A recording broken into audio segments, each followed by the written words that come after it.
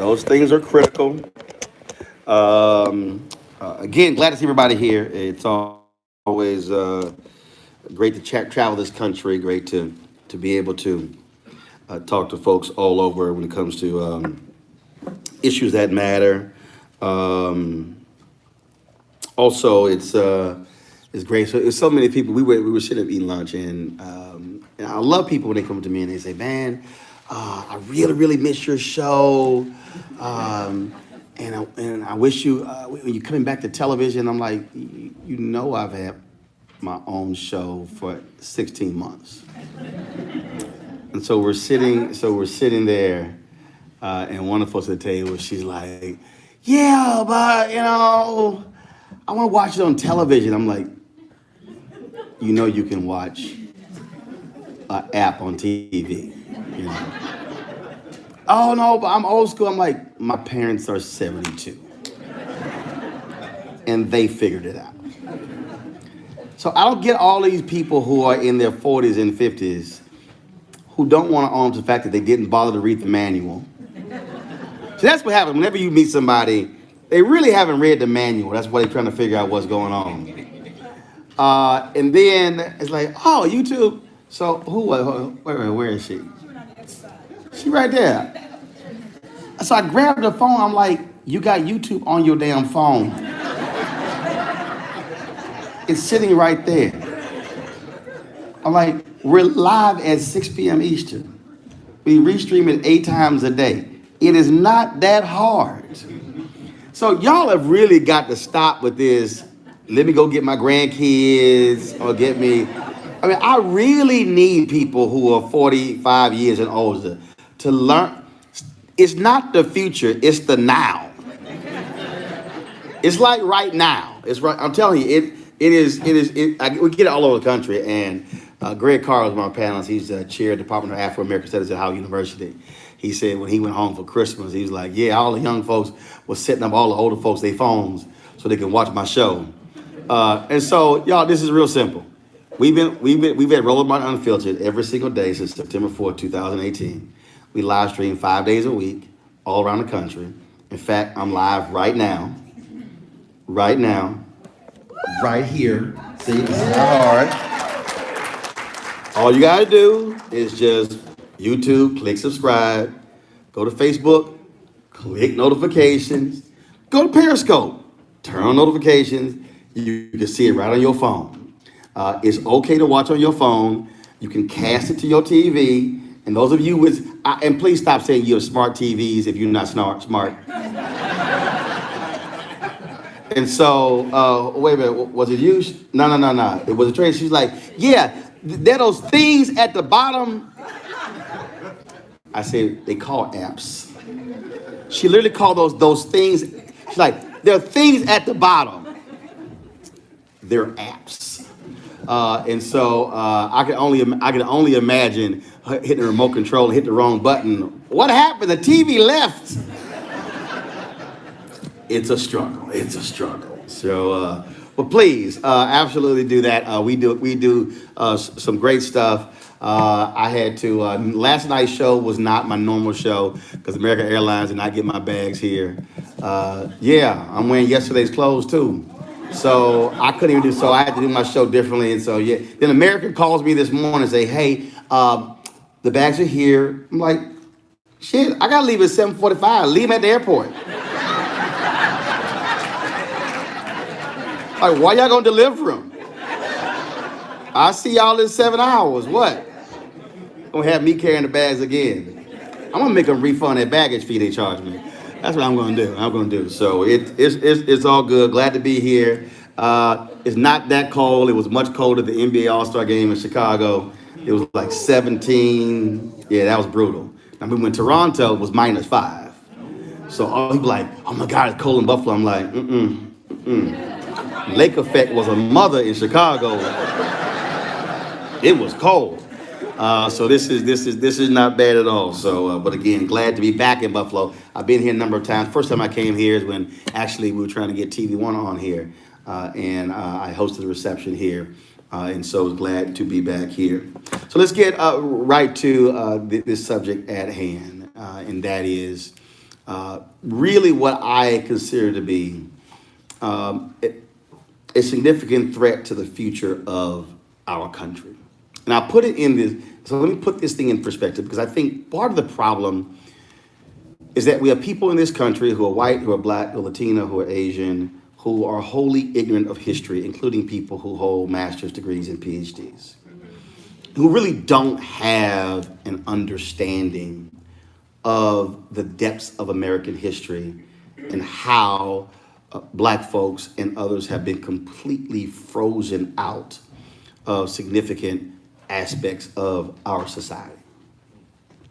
So if you think about the fact that last year, all the focus on the year of return, even though you have people of African descent who were in the United States before 1619, so let's just use 1619 as the marker. Everyone was talking about, again, 400 years where people of African descent were in this country. You talk about 243 years of slavery. You talk about Emancipation Proclamation, 10 and 12 years of Reconstruction. You talk about the 13th, 14th, and 15th Amendments with the Reconstruction Amendments. And we just celebrated the 150th anniversary of the 15th Amendment. When you think about the Great Compromise of 1877, after the election of 1876, which led to 92 years of Jim Crow. You go through the Black Freedom Movement, some call the Civil Rights Movement, which took 13 years, from December 1st of 55 all the way through really the passage of the Fair Housing Act in 1968. So you really use 1970 as the marker when black folks have been technically fully free Americans, meaning the ability to live where they want to live, be able to work where they want to work, the ability to be able to vote. Black people have only been free in America technically for 50 years. I'm 51. I'll be 52 in November, which means I was born into an America where I was not a full free American. My nieces and nephews are the first generation of family members in the Martin family who were born fully free. I need you to understand what that actually means. And I'm talking about when you hear that. See, what happens is we say, oh, slavery is so long ago. Then we say Jim Crow was so long ago. But if you put it in perspective that I was not born a full, free American, that changes the dynamic of these conversations. And so we're sitting here and we look at all of these we hear these stats, and we hear the graduation rates, and we hear the retention rates, and we hear the numbers of students of color who are black and Latino in terms of first generation. And I mean, we hear all of those things, and what we fail to do is to confront and deal with how we actually got here. A few weeks ago, my niece just turned 23. She calls me and she's like, oh my God, my car is stopped in the middle of the road. I need some help. So I go get her. I'm like, what the hell's wrong with your car? So I'm like, fine, get in my car. I start it up. And so I back her car up and the rotors are grinding. I'm talking about just loud. And I say, when did this start? And she says to me, well, I first heard it last week. I'm like, bullshit. There is no way your rotors can be grinding that hard and that loud, and it just happened. This had to be going on. This had to have gone on for 3 or 4 months. She's like, no. I'm like, baby, I have owned a car for twice as long as you've been living on this earth. I can guarantee you, your rotors did not just start screwing up last week, 5 days ago. You're lying. This is the same person whose engine light came on previously, and I said, how long has the engine light been on? 4 or 5 months. I said, when the engine light comes on, there's a problem with the engine. I'm like, Lord, girl, get on the bus. Just stop. What I'm trying to say is that the rotors didn't just start screwing up. When the car shuts down, that means this has been going on for a long time. The fundamental problem in this country is that we have people today, many call themselves smart, conscious, woke, whatever you want to use, who are wholly ignorant of really how we got here.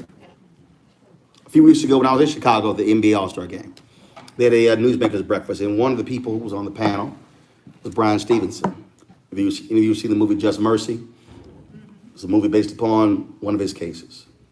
And he said on the panel that what we have to understand is that the laws that were created in the United States were designed to do exactly what they did. So we need to stop saying today, oh my God, we don't really know like what's going on, what happened, because they were designed to do exactly what they're doing. There are 2.3 million people who are in prisons in the United States. 1 in 3 African American men will be somehow involved in the criminal justice system in their lifetime. That was by design. If you look at the education gap that exists in this country between black students and white students, that was by design. You can't have laws that make it illegal for black people who were enslaved Africans to read, and then all of a sudden in 2020 wonder why you have an education achievement gap if you literally made it illegal for people to read. In fact, the penalty was death. If you read James D. Anderson's book, which is an amazing book, The Education of Blacks in the South, 1860 1935, took him 10 years to do the book. He details in the book. And there was one woman who said she was responsible for more enslaved Africans being killed than any plantation owner because she was teaching them how to read. That's American history. That lineage continues today. I go back to the prison system. We're running around today saying, oh my God, slavery was abolished. It wasn't. It literally says right now in the 13th Amendment, slavery is abolished except prisons. That's right. So slavery actually still exists in the United States in our prison systems. So then when you look at American history, and then you look at the peonage system, you look at the fact that after slavery ended, plantation owners needed free labor. They saw the 13th Amendment, and then they began to use trumped up charges to imprison large amounts of black people, namely black men, because they needed free labor. And so you had places that were being built in Georgia and Mississippi and Alabama and Florida and Texas on prison labor. Fast forward to 2020. There are major corporations in the United States today where they have products being made in American prisons. So the peonage system was outlawed, but it actually still exists when you have American companies that are still using prison labor for goods and services. When you look at the wealth gap in this country, when you say the average white family has $100,000 in wealth, the average African-American family has $5,000 in wealth, folks just go, well, I don't understand. Pull yourself up by your own bootstraps. Okay, please explain to me how I can pull myself up by my own bootstraps if I don't have boots. Okay. The reason I am walking through all of this is because you can't arrive at a problem today unless you actually diagnose the problem. How many of you have gone to the doctor sick and the doctor says, what happened? How did we get to this point? You've never seen a doctor walk in and look at you throwing up a coffin and then just go, click, click, click, there you go, I'm out. Now, if you did, I advise you to get a new doctor. That's right, that's right. They will ask you a series of questions. How long have you been sick? Who have you been around? Where have you been going? Where are you traveling? All those questions, because they have to go through all of that to understand how you got sick and then to establish a remedy in order to get you well. It is only in this country where we want to skip the diagnosis of a problem and immediately jump to a solution when you haven't even bothered to deal with the problem. And so then you wonder why we have wasted vast amounts of money in primary and secondary education and higher education because we have not confronted how we got here. Now, why is it uncomfortable for us to deal with how we got here? Because I'll be as honest as possible. My show is called Roland Unfiltered for a reason. It's because in the United States of America, we don't want to make white people uncomfortable. Say that again. We don't want to have conversations. So we couch things and we sort of like, well, okay, so let me sort of explain it this way. And I'm like, damn it, say it. It was no different to me. Like I never understood when the Me Too movement blows up and all these stories and these men are going, I just don't, this is just going to make it, hard for me, to mentor someone. I'm like, no, you can mentor a woman, just don't try to sleep with her. I just don't know, I'm not going to be able to take a woman to dinner. No, you can take her to dinner. Just don't grab her ass.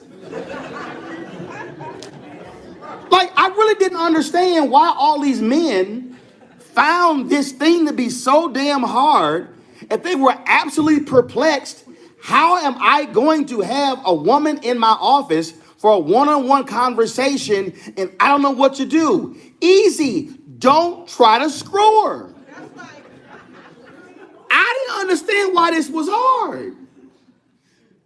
But all these guys were, and people are like, well, how do we have the conversations and how do we deal with this?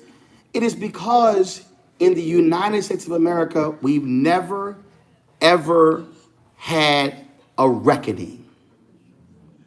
What we do is we say, can we just move on? I love when people say, can we move on from slavery? Can we move on from Jim Crow?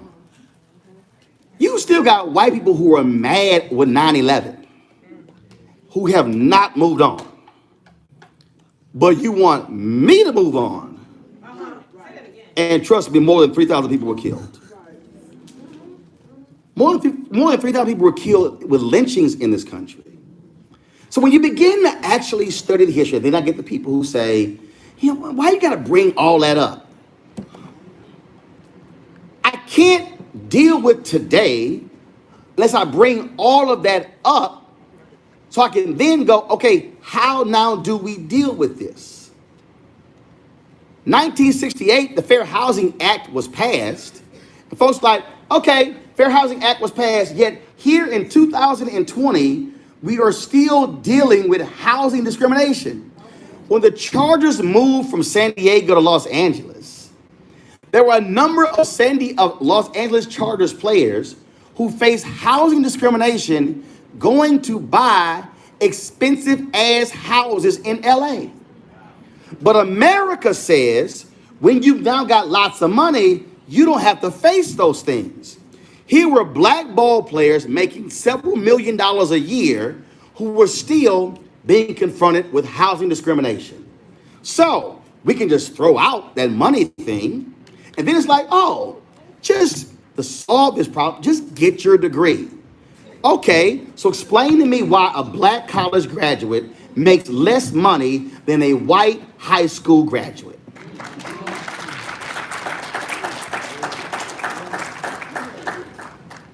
I'm walking through all of this.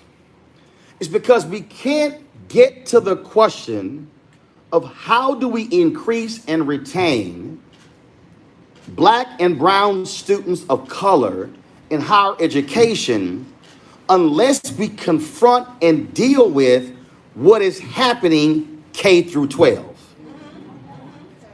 You're at the end of the line. To be perfectly honest, it is nearly impossible for you to change the dynamics of higher education in this country if you don't also deal with what's happening before they get here. You can't. My wife was a vice president of Kennedy King College, one of the community colleges in the City College of Chicago. Chicago was spending every year $40 million on remedial education. $40 million. Now, it was the City Colleges of Chicago. Who controlled the school system in Chicago? The mayor. So you had 12 years of students matriculating through a school system that was not educating them, but they were bitching about $40 million in remedial education. And I'm like, if you had done your job K through 12, you wouldn't have to be spending $40 million in their first year at City College of Chicago. And I'm watching this whole debate, and nobody wanted to deal with that. It was, what can we do about having to spend the $40 million? I don't know. Teach their ass K through 12.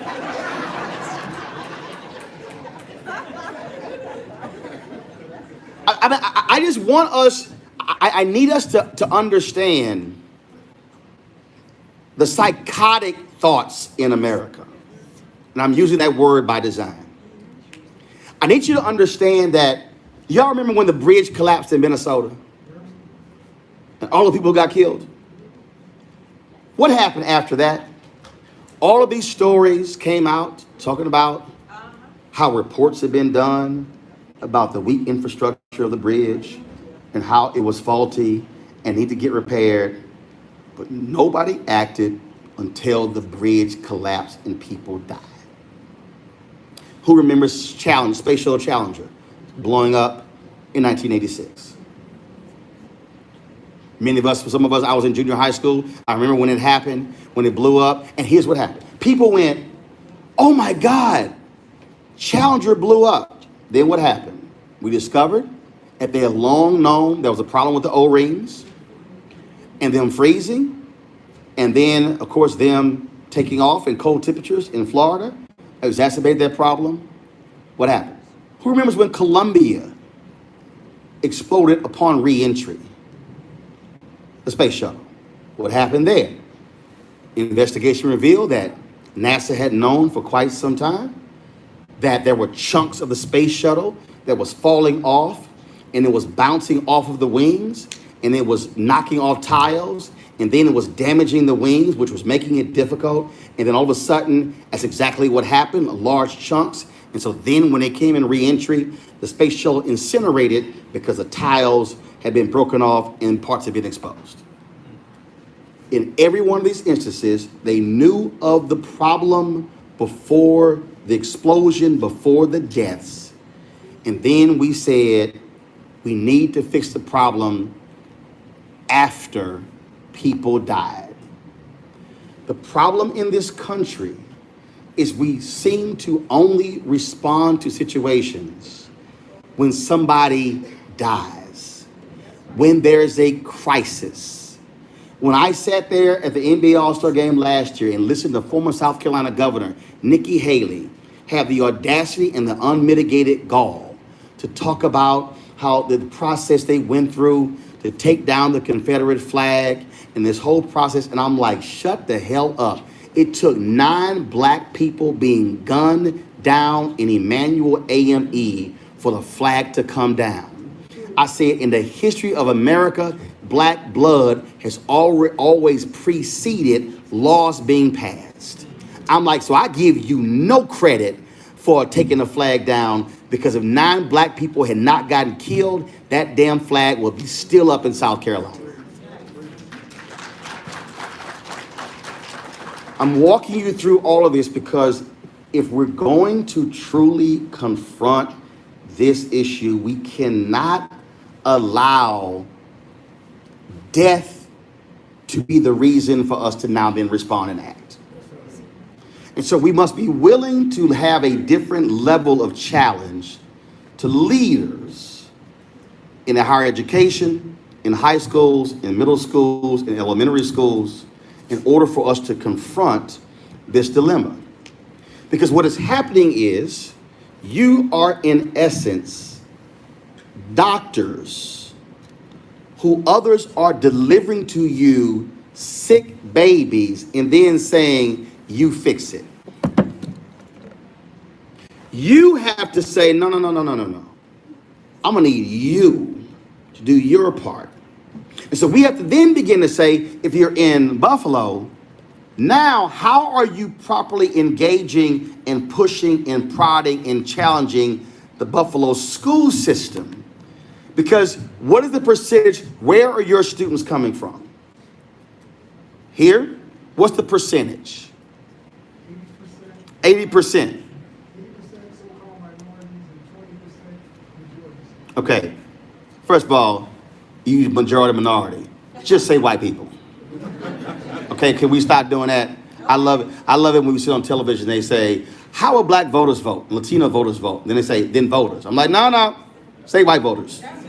Calling everybody else out. So, if you're looking at your numbers, and 80% are minority students, and 20% are white students, and now you're looking at education numbers, you're looking at how they're performing, you're looking at all those factors, somebody then has to then say, okay, where are the 80-20 coming from? And we need to deal with you because what y'all are doing is you're sending us a defective product.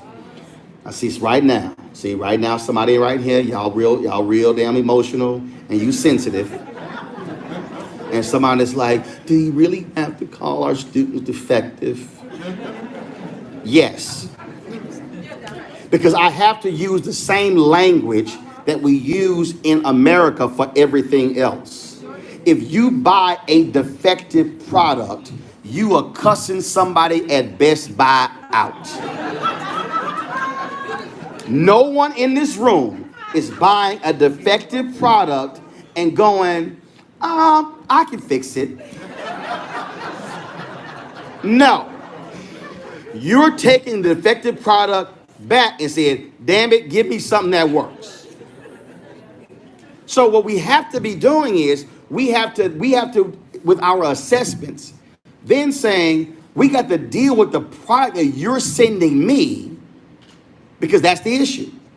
In all the years I've covered education, I was a high school in Chicago, it was Harper High School. And they were touting the increase in their passage rates of their standardized tests. And I went, and they kept talking about the percentage, 18 or 19% increase. I don't want to hear the increase number. What's the number? That's right. Direct. The number was 5.7. I said, hold up. Y'all went from 4.5 to like 5.7, and y'all happy? I said, you do know that that's 94.3% students who are not proficient in grade level. I would be embarrassed to tout the 16. Now, people will say, we know Roland has progress. Not when 94.3% are still not on grade level. See, that's where we are. And so We have to have multiple steps operating at the same time. We need to be challenging primary and secondary schools and education leaders and principals and teachers. And let me go ahead and say this right now, because again, we like to make people, I love it when we talk about education. People say, no, you should never criticize teachers. Let me be clear. Let me be clear. I don't like sorry teachers. I don't like sorry principals. I don't like sorry administrators. I don't like sorry politicians who are over school systems. And let me be real clear, I don't like sorry parents. Now, see, and again, I see some of y'all faces. Y'all like, damn, why am I going there? Because when we talk about education, we let too many people off the hook. We want educators to be saviors. And no, you have to be willing to challenge people and say, you got skin in this game. And so as we're moving forward, understand that we are 23 years away from America being a nation that is majority people of color. In 2043, America will be 53% Black, Latino, Asian, Native American, 47% white. But if you look at the current education numbers, 75% of Black and brown students will not be able to do the jobs that would be available in 2043. So if you think we have right now a wealth problem, it's going to be greatly exacerbated in the next 23 years. And why am I keep hitting on the 23 years? Because every action that you take today to confront what's happening with students of color in higher education is not about the next 2 to 4 years. You have to be sitting here right now seeing this as a 23, 25 year initiative. So the pieces that you're putting in place, the changes that you're making cannot be seen in terms of how we view the stock market, where publicly traded companies are judged based upon what's happening with their stock price every 3 months, every quarter. No, we have to be thinking that this is literally a 23 or 25 year plan, because if we don't think that way, then we're only so focused on the short term, we're not realizing that we're not changing systems, that if a child is born today in Buffalo, if it's 80-20, they are likely going to be here in 2043. So which means that the systems that we are changing, we can't nibble around the edges. We have to have an absolute, complete change in how we're doing this in order to be able to affect this level of change. And for too many of us, that's not how we're thinking. We're thinking so small because we're satisfied with small gains, as opposed to saying, no, we can actually make large-scale radical changes if we actually are thinking like radicals. And I think in education, we have too many safe people who are unwilling to think in radical ways and lead in radical ways and operate as radical revolutionaries. Now, when you use those phrases, and again, I got to just be real. In this country, you never use the word revolutionary. If you're white, it's like, oh, that's John Quincy Adams, that's Thomas Jefferson, that's George Washington.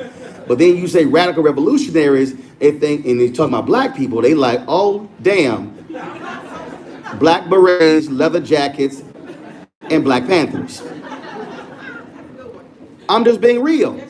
We have to see ourselves that way, because if you're actually trying to change something for good, you have to see yourself as a radical revolutionary. You have to be willing every day to walk into spaces and places, in classrooms, in administrative offices, and not be satisfied with this unnitled status quo, but no, say, no. We're going to go way beyond this in order to change this. I got people all around the country who say, Roland, I don't understand why you're a supporter of school choice. I said, easy. I will support any education effort that is educating our children.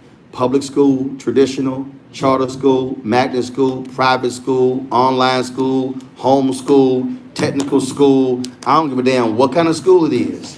If it's working, I'm down with it. What I'm not going to do is defend failing systems and then say the answer is more money, because how many of y'all own a home?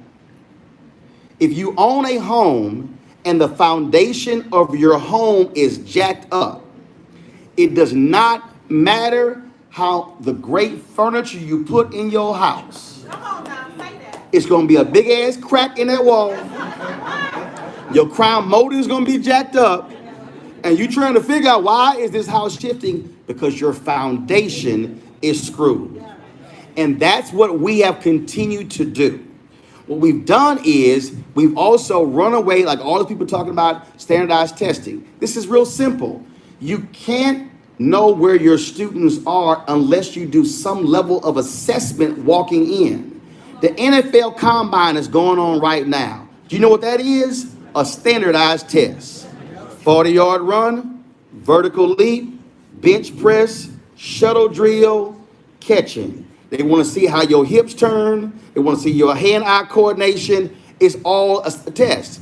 And so we have to be able to assess, where are we? Where are these students? Where are they coming in? How many students are coming into this university and they're reading on 8th grade level? You got to know that. There's only one way to know that. You got to test somebody to figure out where they're going. I'm going to go back to medical. How many of y'all been to rehab? They say, stick your arm out. Okay, not that rehab. Physical therapy.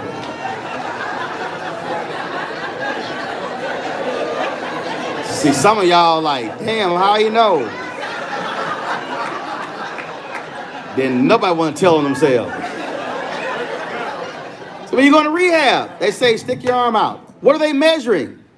How far you can rotate your arm or leg? It's a damn test. So we got to stop saying tests are bad. No, tests are not bad. What's bad is you taking a test every 2 weeks as opposed to one that's actually analyzing the assessment of where you are. And so as we're moving forward, the only way we're going to change the direction and the projection in terms of our students is that we have to be honest with what are the real reasons they are not attending, the real reasons they're failing, and then those reasons may also mean you have curriculum that, frankly, I'm going to say it again, is based upon white standards. At Texas A&M, when I was in an English class, we had to read Huck Finn. Y'all, I ain't know what the hell Joe was talking about. I couldn't read. I'm in the class. I said, look, I don't read Slave. My professor was hot. Then we read this story called Nigga Joe. I was like, nah, it ain't gonna happen. I said, Roland will not be reading a story called Nigga Joe. So we had a quiz. I wrote a 0 on it, turned it in. I did. It was a summer class. It was 5 days a week. We had a quiz each day based upon the reading. I turned in 5 damn zeros. And she called me in the class, like, what are you doing? I said, I'm not reading a damn thing called Nigga Joe. I said, let me ask you a question. I'm flipping through this big ass book. I don't see no black writers in this English book. I said, I don't see Hansberry. I said, I don't see Hughes. I start rattling off names. And so she goes, well, you got a problem with the curriculum. You could go to the department head. Where's his office? Yes, I went to the department head of the English department. I said, we got a problem. I said, man, I ain't reading Nigga Joe. Why? I said, how do you have an English curriculum of mid 20th century writers and you don't have a single black author in any part of this book? And he just froze. I said, yeah, we got a problem. And so I began to press him, and he's looking like, is he serious? Yes. Because I was trying to get him to understand that you cannot talk about, and because I'm really sick of this diversity and inclusion crap, when it's not real. I said you cannot be educating 40,000+ students at Texas A&M University and all you're reading are white writers. Because what you're actually saying to black and Latino students is that people who look like you weren't good enough to make it into our books. So when we start talking about this issue of how do we keep people of color, students of color in schools, we have to analyze the entire system that has been set up not by people who look like me. Because those systems were set up to benefit them. I go back to what Bryan Stevenson said. The laws were passed and they did exactly what they were intended to do. Our school system, our higher education system is set up to do exactly what is intended to do. If these higher education systems do not have the ability to retain students of color, it's because the system was set up exactly that way, not to be able to retain students of color. And so we have to realize when it comes to resources, when it comes to curriculum, when it comes to teaching, when it comes to services on campus, when it comes to nightlife, student life, all of those things, that if you're not approaching this from a holistic standpoint, so when you have places like a multicultural services center, that those places are designed specifically to create a holistic approach to ensure that you have a community environment that's able to sustain the folks there and why they keep staying there. If you have communities that don't have a dry cleaner, a donut shop, a coffee shop, don't have a place to eat, don't have a post office, a grocery store, you actually don't have a community. So if you actually have people thinking holistically that way for neighborhoods, the same thing has to happen when it comes to education. What also means is that administrators here and other places are going to have the audacity to get rid of people who are unwilling to change.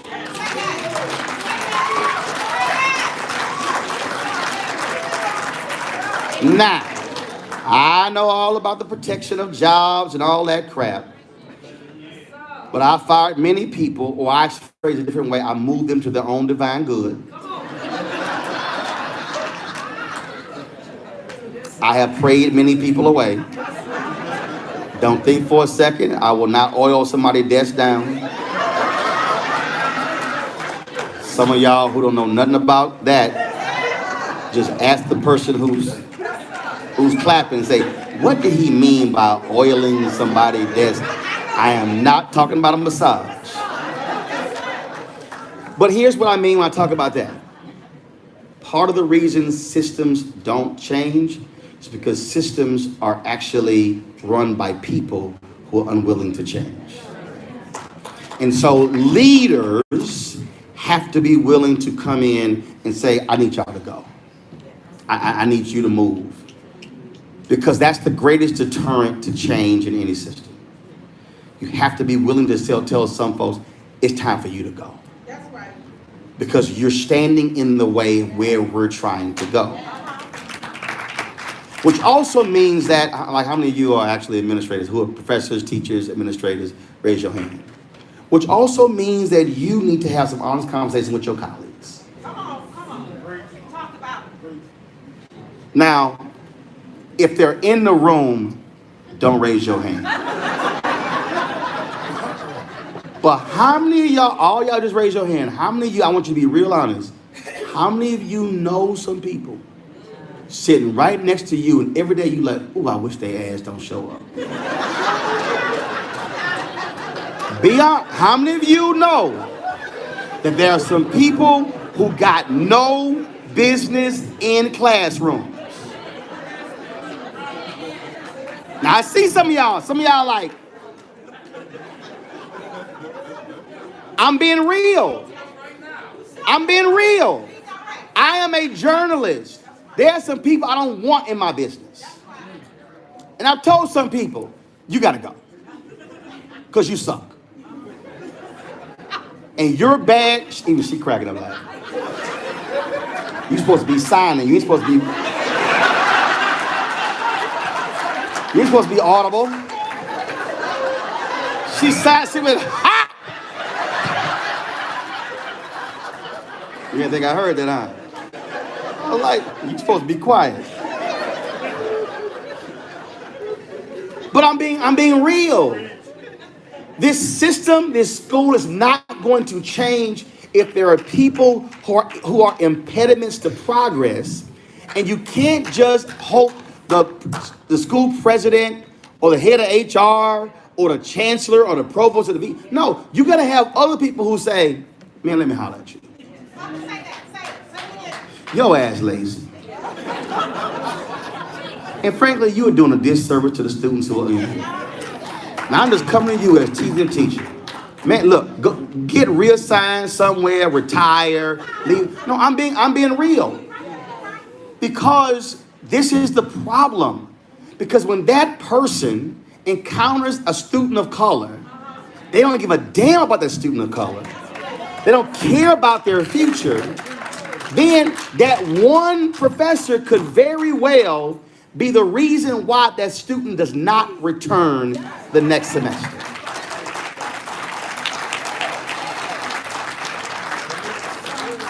And so leaving here, I need every person when you leave here, from the moment you leave here, you have to ask yourself a critically important question. Am I willing to be a radical revolutionary?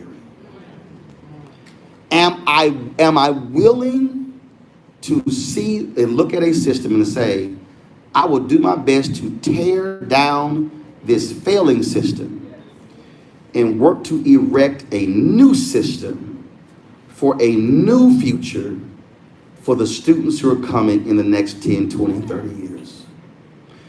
If you are perfectly satisfied with the existing system, I respectfully ask you to leave.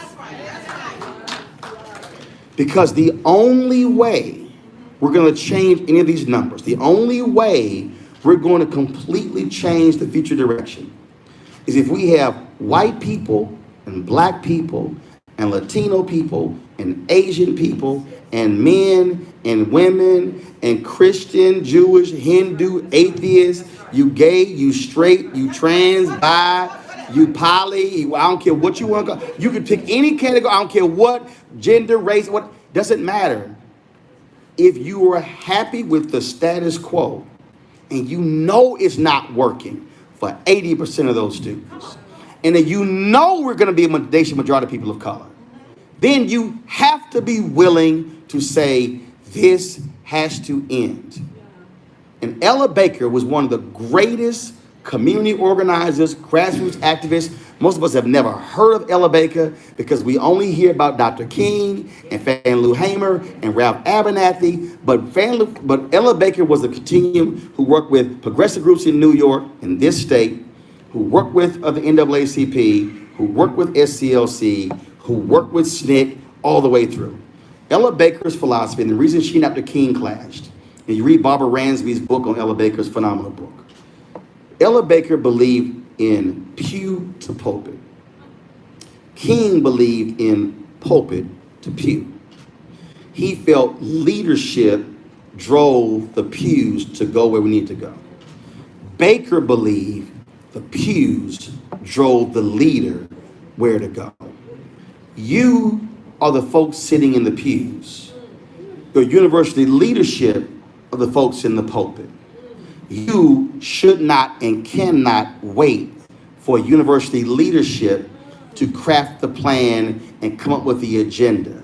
If you, as the folks in the pews, come together as a unified force and say, no, this is what we think should be done to change the numbers.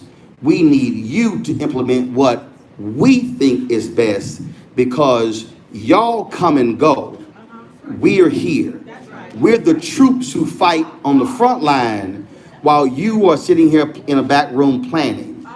The time has come for the folks sitting in the pews, the radical revolutionaries, to actually have the audacity to lead.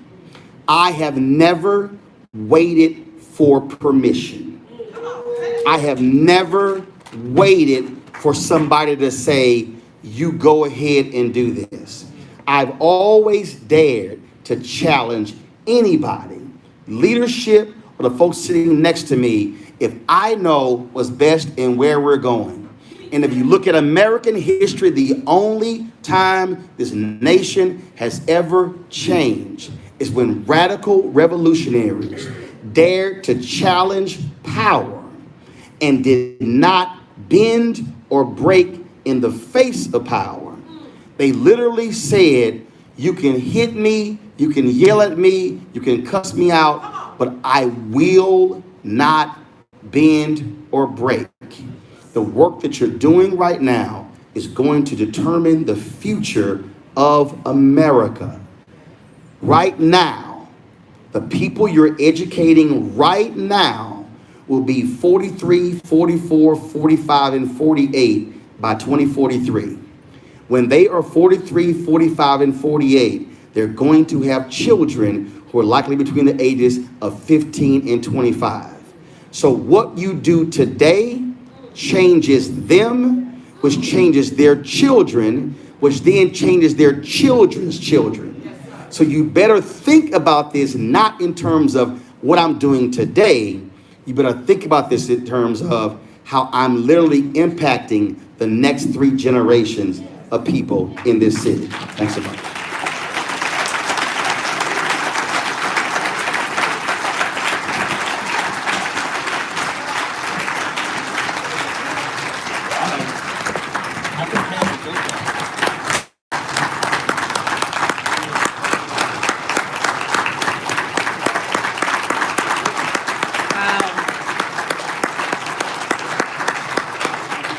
Incredible remarks. Thank you. Oh, I'm on your Facebook Live. Is that I was just thinking, I just wanted to say hello to everybody. Everybody said, Future Odd Civilization said you did a good job. So that was great. Okay, so we're here. But listen, he's taking a little bit of a water break now, but we're coming back for round 2. This is really exciting. We get to listen to Mr. Roland Martin moderate a panel that we're having today, which is going to be great. I was sitting in the room with him while he was doing an interview with somebody for his show, and I was like, oh my gosh, this is so cool. So y'all get to see a pro at work here as well. This panel we're going to do, it's a community panel, and it's a conversation with community leaders based on a couple of themes that are really important to the retention of students of color in higher education. Of course, we're hoping to discuss the conference themes from a variety of perspectives. We have a wide-ranging panel here, just to get people's different perspectives on what they think we really can be doing and we should be doing, and some of the barriers to success and how they're keeping students of color from finishing their degree. Okay, so once again, I'm gonna have, let me see if I can grab you a mic. Do we have, oh, look at that. While I bring up the panels, we're gonna get that set up. I'm gonna give you this. You need that. All right. You want me to introduce the panel? Yeah, go ahead. I'm gonna introduce panel members. So first we have Dr. Nathan Dwan Barnett coming up. Nathan, where you at? Oh, here we go, okay. Come on, Nathan. D. Arthur Duncan. We can do a little clap. Do a nice medium polite clap for everybody. Don't get too high or too low so nobody feels, a certain way. Judge Lenora Foote Beavers. She didn't know how to do her YouTube on the TV. I wasn't going to say that. That was one of the people I was talking about. We have Mr. L. Nathan Hare. How you doing, Doc? Mr. David Rust of Say Yes.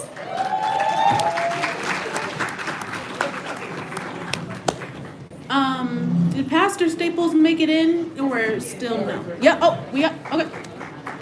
Pastor Jonathan Staples.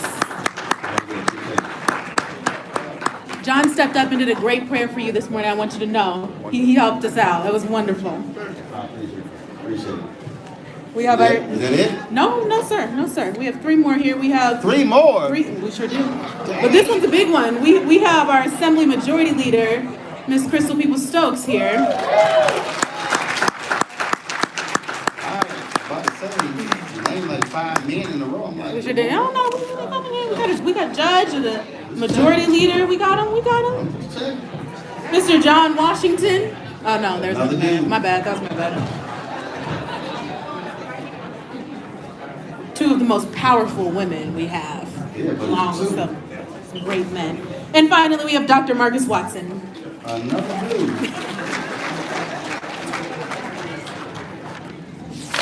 I'm gonna go ahead and say this now. I mean, I'm just being straight up. I'm just saying, 7 dudes and 2 women on this panel. If you actually look at who's educated, it's a significant number of women. I'm just saying, next year, more than 2 women. I got you. You had more than 2. I got you, but I only see 2.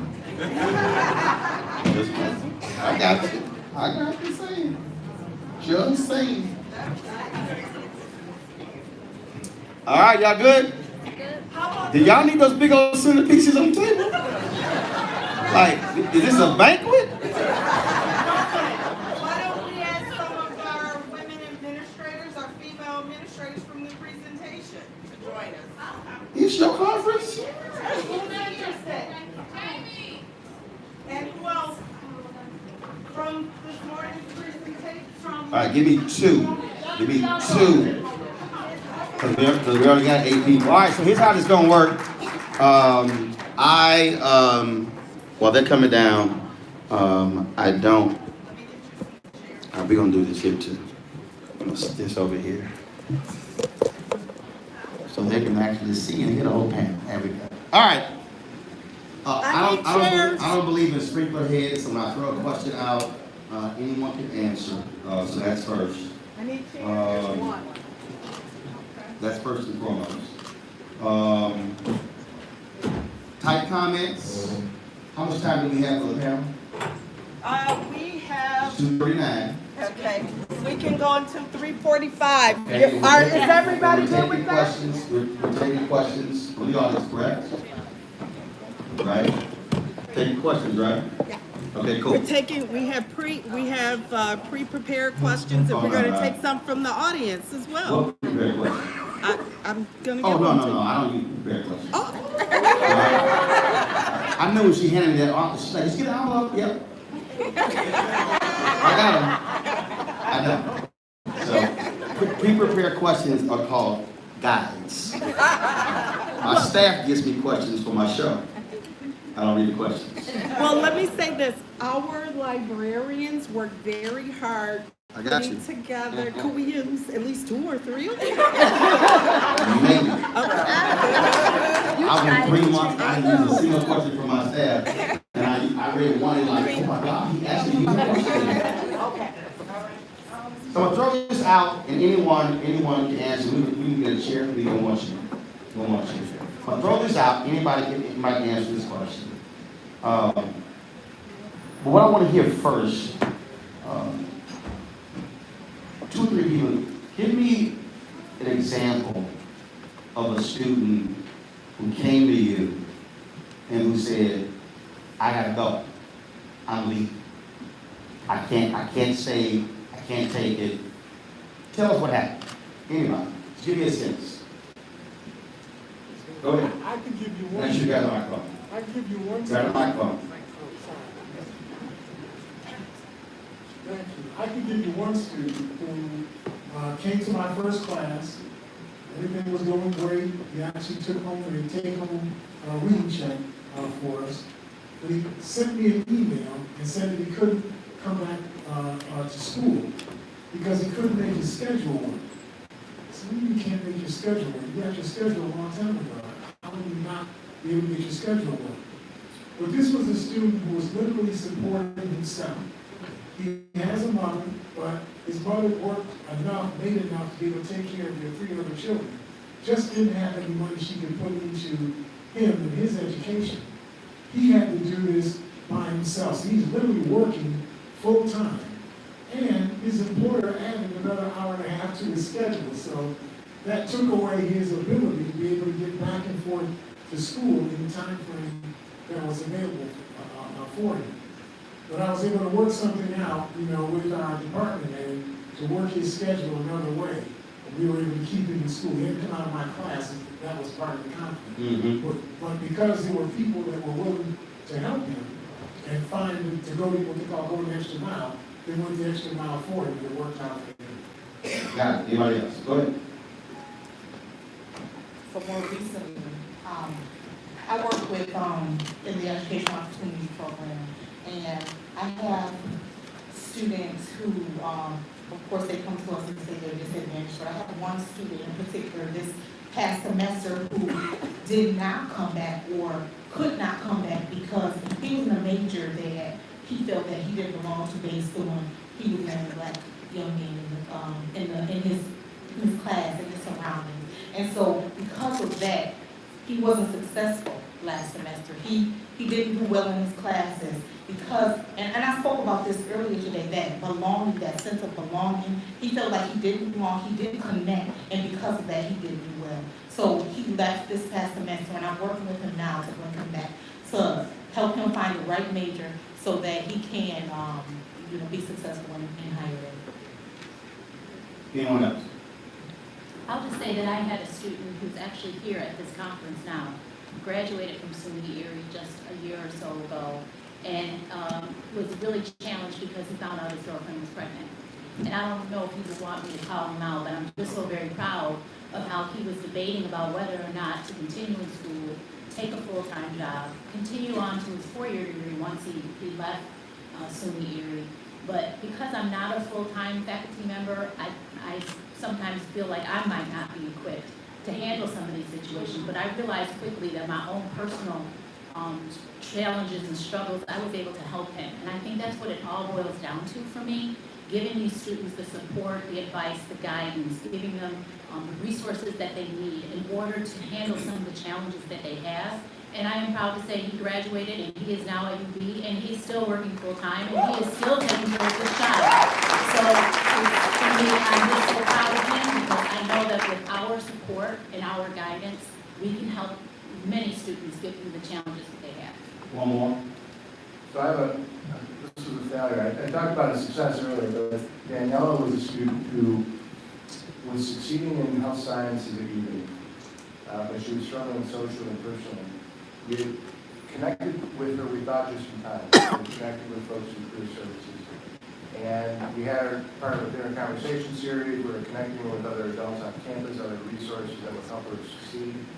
And she ran into an issue of academic integrity. It was completely, she ran out of time to do an assignment, took a shortcut, got herself into some hot water and didn't know how to get out. And didn't know how to correct that mistake on a transcript to the point that she decided that semester to take a leave. And I talked to her over the winter break to try to convince her to come back. And I offered to help her figure out how to navigate the process of academic integrity. And she said, yeah, I think I'll try that. And when the end of January came along, she didn't show up. And we're back in touch. The reason I open with that is because I believe one of the fundamental problems that we have with education is that we operate from this one-size-fits-all. This is the only way we can do it, as opposed to creating to me, a successful system is all about how do I get you to complete the process. And to your point, we will figure out a creative way to ensure you succeed. And that, to me, I think is one of the biggest mistakes that we make, is that we don't figure out, we don't look at each case of a student. It's sort of like, no, this is sort of the model. So I go back to a doctor. No doctor gives a health plan that's the exact same for every patient they see. Yet, for some reason, in education, it's exactly how we're operating. And so, anyone can jump in with this. how do you see, or how do you, what do you believe should be happening from institutions of higher learning to achieve that, to create something that is taking into account the individual student scenario to ensure that student stays in, as opposed to, no, this is our system, you either gotta go, you either gotta stay, and that's pretty much it. Any ideas, any thoughts, any suggestions in terms of how that can be done? Well, I would say certainly that we have to have systems that are, we have to treat the fact that students have issues as if that's the norm. In other words, we have to have a system that is designed to treat exceptions to the system. The system is designed for you to go to grammar school, go to high school, go to college, go to class every day, finish up in 4 years, decide if you're going to go for a graduate degree and move on. You know, it's designed for that. But And it's linear, it's just straight. linear, right. No turns, no, just straight. And if you got issues, you know, that are going on in your life, that's the reason why you need counselors. The counselors should not be trying to get you to become linear. The counselors have to figure out a way to take you out of the situation that you're in and allow you to get on a track that gets you towards the goal that you're trying to get to. You have to have a system that is designed around the idea that exceptions are what we do. That's the business. The business is handling the exceptions. Yeah, I think to piggyback off on that, we have a lot of exceptionalism in education, and it's oriented to, we want people to be exceptional, and we blame the victim instead of the system. So when a kid comes to you and they have problems, instead of treating them like the norm, because it's normal for them to have problems, especially in the state of American apartheid we are in 2020, we say, oh, there's a problem with them because they don't fit into the system. So we need to reorient and say, these are outcomes we're producing. How do we actually work with our students to evaluate the circumstances, the situations that they're in, that are actually well documented of residential segregation in the way that black and brown folks, especially in Buffalo, because Main Street is the clear line of who gets what and where. We need to acknowledge that deeply and then say, look, if you're from these places, if you're dealing with these conditions, then we have a system that is designed for you, and I think more social work, life support, something white kids get, you know, real support, real guidance about life situations. You can't walk into a school and say, oh, you know, my girl about to have a kid and I don't know what to do. Like there's some folks you have that conversation with, and there's some folks who will immediately say, oh, there's a problem with you, you need to do something, you did something wrong because you're about to have a child. And to me, it's that attitude of exceptionalism and that classism that says, oh, this is higher education, instead of this is something that should be accessible to all of our youth. Right. Barriers will always exist. And so for me, it is how do we create individual relationships? How do we institutionalize academic counseling so that a student is required to meet with their counselor? In the church, we call it assimilation. I have learned that if someone doesn't get assimilated in the first few months, they'll come in the front door and out the back. But in academic institutions, where Mr. Smith doesn't show up to class, the professor doesn't care. Mr. Smith just didn't show up to class. But how do we make sure that someone is checking on Mr. Smith, that there are individual relationships, that we are really working at keeping those students and assimilating them to the point, especially in that first year, to the point where they understand that they have a community. Go ahead. I think one of the things that systems need to do is change themselves to be prepared for every student that walks in the door. That's right. Clearly, there are too many systems that judge the student as soon as they walk in. The teacher has already decided what your capacity is to learn.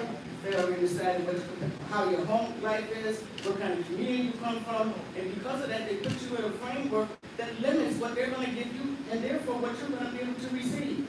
I had the opportunity to serve on a Blue Ribbon Commission when former President Obama put together My Brother's Keeper. We went all across the state to colleges and universities, but every single time there was a panel of young black men, I would say between 15 and 21. And no matter where we were in the state of New York, they all said the same thing. They walked in the classrooms and they did not feel valued. They did not feel like their purpose was to be there. They were treated in a different way than other students were treated. And so if you start that way when they walk in the door, you've already blocked their opportunity to learn. So systems need to change more than the people who go to the schools need to change. I would just piggyback off of that and say that there needs to be a certain level of awareness, because we're asking people to relate to a situation that they have no idea of. Going back to the why. Why is it important? Why are systems like the way that they are? So we need to start with awareness, where everyone is required, not just the people that it affects or not just people of color. Everyone is aware of the issue and then the conditions that exist for the students. But Yes, I'm coming at this from an academic perspective. I'm at Buffalo State College. I'm in Africana Studies. And I think Africana Studies, or Black Studies, or African American Studies, or Africology has something to say about retention and about being culturally appropriate, a culturally appropriate space for people of African descent and people of color generally, although it benefits everybody. Africana Studies, from my perspective, is life studies for Black and brown people. One thing I start off some of my classes asking is, how many of you have heard of Willie Ricks? You talked about Ella Baker, T.R.M. Howard, Henry Box Brown, Sekou Touré, and so on and so on. Paulie Murray. And you guys know most of these people, I would think, but you can imagine that they're saying, no, we've never heard of them. That's Black history. I mean, it's super important people in Black history. If I say, do you know George Washington? Everybody's like, oh. So it's a big question of what happened to Black people's history? And we could say that, with indigenous people, Latinx, and so forth. But right away, I can see the eyes open up, right? Because there's that realization that that puzzle. Who has the shortest history in human existence, and who also has the longest history in human existence? That's Black people, right? And then we can start talking, because there's a cultural fit. So I think Africana Studies has something to say about retention of Black and brown people. I also think that it's interesting when you talk about academic counseling. I also believe that one of the biggest mistakes in academia is academia. This fight with professional advice and bringing it in. Who has any experience with that in terms of where you've either been discouraged or an example of where your professional expertise in terms of advising students on majors, careers, expectations, what you should be doing while you're here, has anyone experienced that where you were either pushed away or you had someone who said, no, we value that and we think that's actually something that our students need to hear and be aware of what the expertise you bring? I don't want to talk too much. Oh, shoot. I'm not sure I quite understand the question. So I mean is this here. So you take a student who is, for example, a journalism major. Okay? The student says, I'm going to get my degree in journalism, then I'm going to get my master's. For what? In the journalism business, a master's degree is not going to add a single dollar to your salary. So you're going to go get a second degree, accrue more debt, and it's going to have absolutely no bearing on your future. Why? Because in journalism, it's a skill set based business. Can you write? Can you report? Doesn't matter if you have an undergrad degree, whether you have a community college degree, whether you have a master's degree. You can walk and say, I've got a master's in Northwestern. Okay, the salary is going to be $28,000. And so what happens is I've seen an example where folks in academia say, well, I'm an academic, I have a PhD.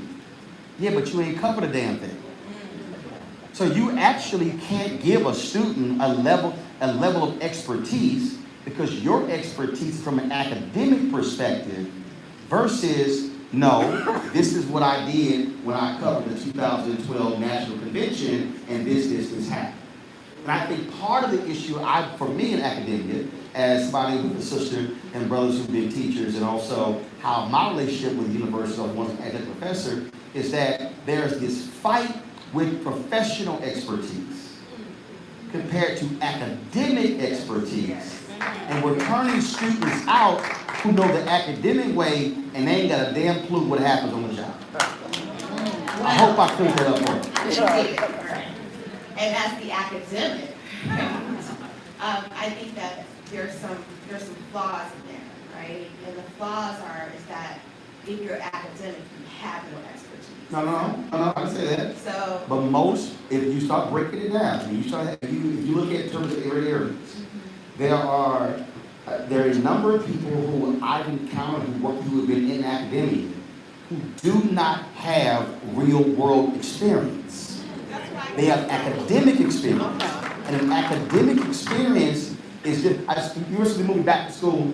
That great scene where they're in the business class and the guy's talking about widgets, and Rodney Dangerfield said, "What the hell are widgets?" And then the guy's talking about, "We're going to create a business plan," and Dangerfield goes, "What about this, and this, and this, and this, and this?" He is presenting an academic view of a business plan. The businessman is saying, that is not real world, and the academic is saying, well, for the papers in the class, this is how we're going to do it. At an economics class, the professor said, the theories that we're going to be teaching in this economic class are not used in the real world. This is the first day of class. I went, why in the hell are we learning? And it was this theoretical thing versus a practical thing. And I think there's a struggle there. So when students leave the theoretical academic world, they go to the real world, they're like, that's not what I actually just finished learning. And they're like, boo, what you just finished learning gonna last you 2 hours here.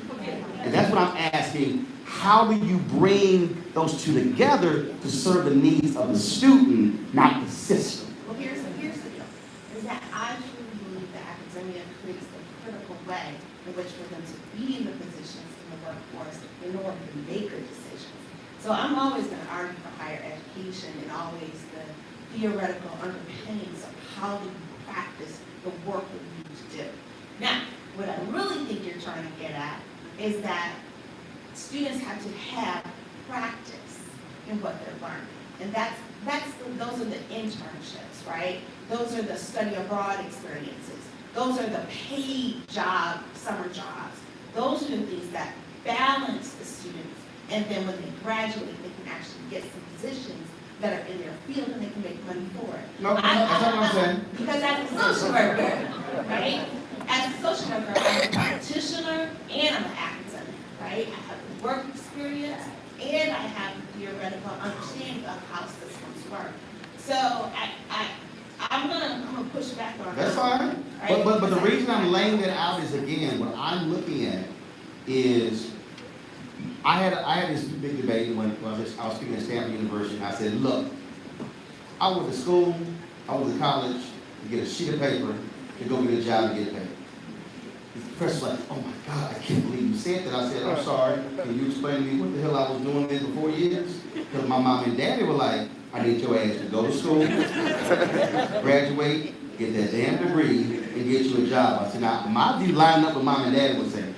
And so her deal was like, no, it's the experience. The whole, I said, look at here. You can sit here and have all that experience talking you want to. I said, but at the end of the day, I need to get that sheet of paper. The society said you need this sheet of paper to get this job. And if I don't get this sheet of paper, then it can't happen.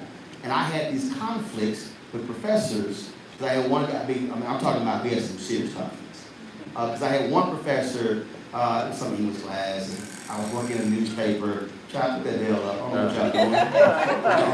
Y'all really, put that sign down. What you doing right there? You were talking. Wait a minute. No. You was talking. And she had this damn sign up. And I went, is she taking notes? I know she ain't giving no time for you. Girl, put that down. We ain't doing that. We ain't doing that. I don't follow no rules, trust me. Here's my whole point. I got this. Forget some rules. So the professor's like, look, you perform well on this test. I need you to focus. I said, no, I'm focused. I said, look, I don't need an A or B or C in your class. I said, if I got a choice between spending 20 hours over here working at this newspaper to learn how to be a journalist or to read your assignments, I'm not reading your assignments. I said, because guess what? I will never be asked for a transcript when I leave here. I have to learn how to do what I'm majoring in. That's right. And this guy he was really upset with me. I said, well, so listen up, I'm coming to your class late. So I'll be working late at the newspaper. And then I'm not putting the time you think. For him, it was no, but it was the classics and what you're learning. I said, that will not get me paid. And it was this tension, and I see this in other places, and what I'm trying to say is, I believe, in order for us to retain people, we have to be real about why they are there. That's right, that's right. They are there to go through the process to get that sheet of paper, to get a job.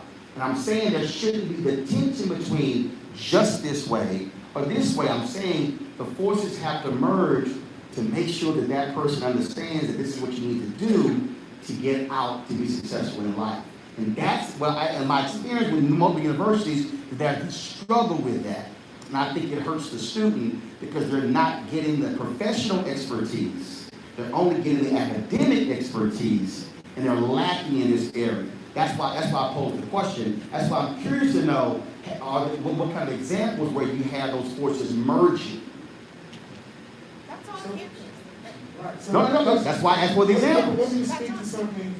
But not all places. That's why I asked. I want to hear what they are like and how they've worked. Right, bridging what you're talking about and what you're talking about.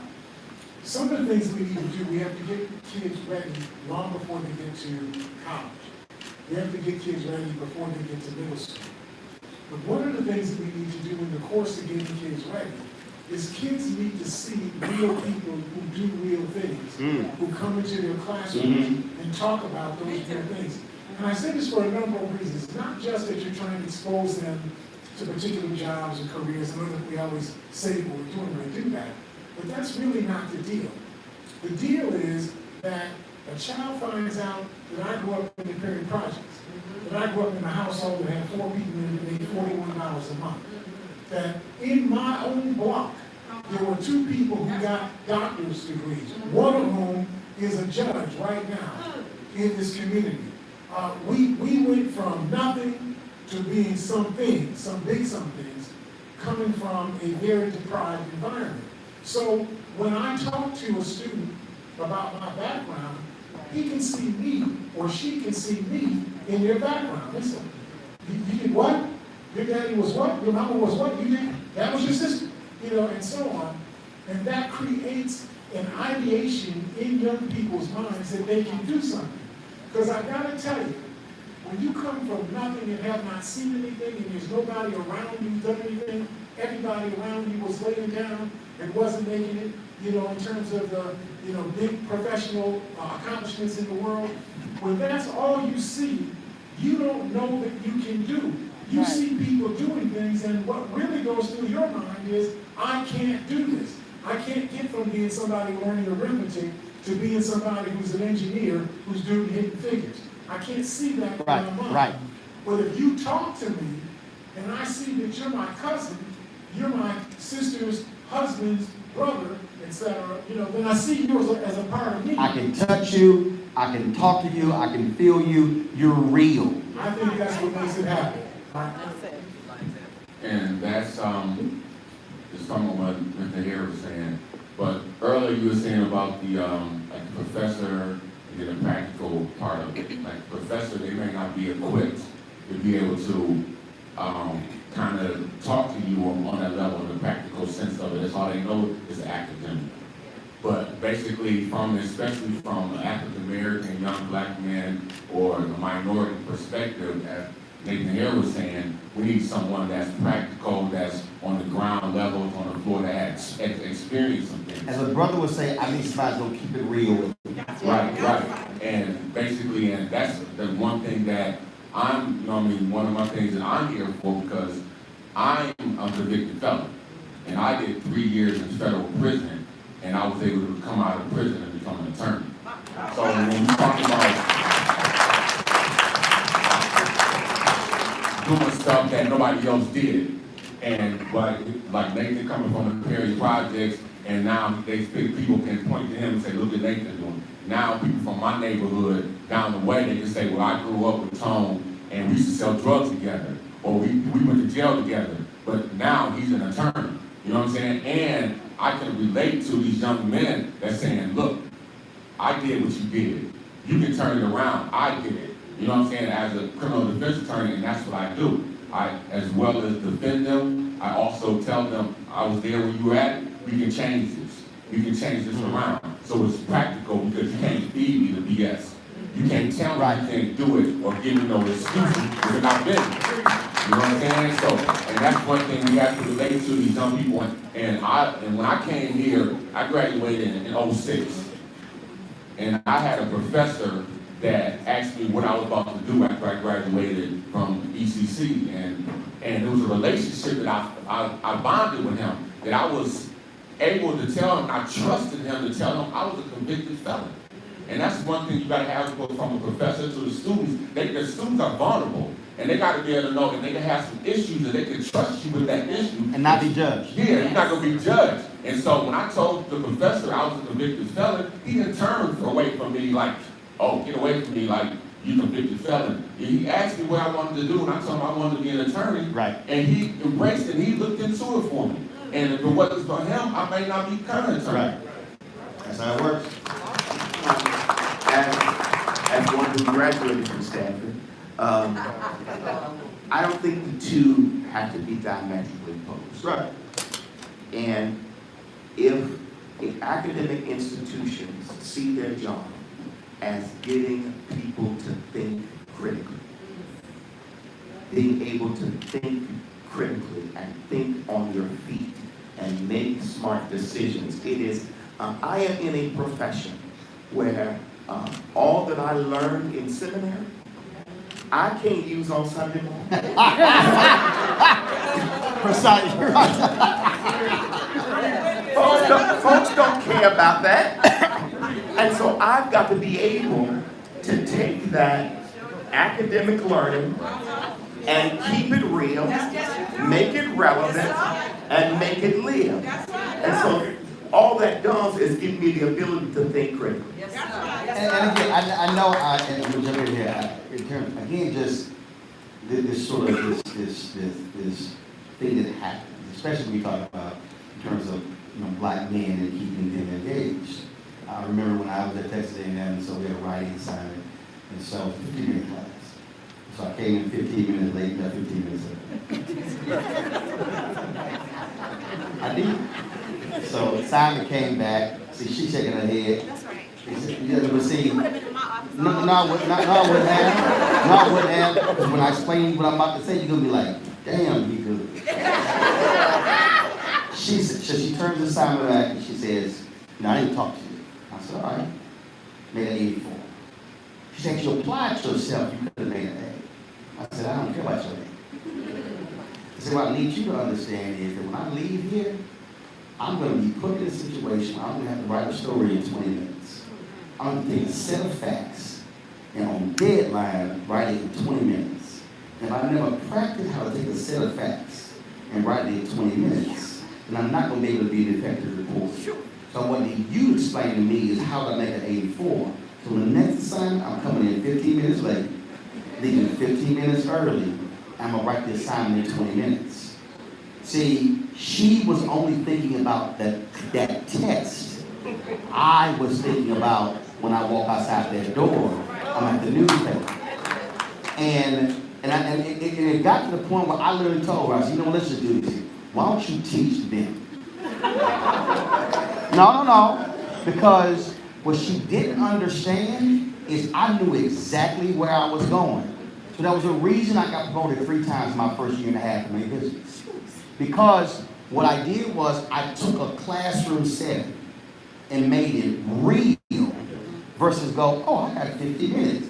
Because when I worked at that newspaper, they were like, it's 9:50. I need that story to the copy desk at 10:10. And if you never force yourself, so why, and the reason this is why it bothers me in academia.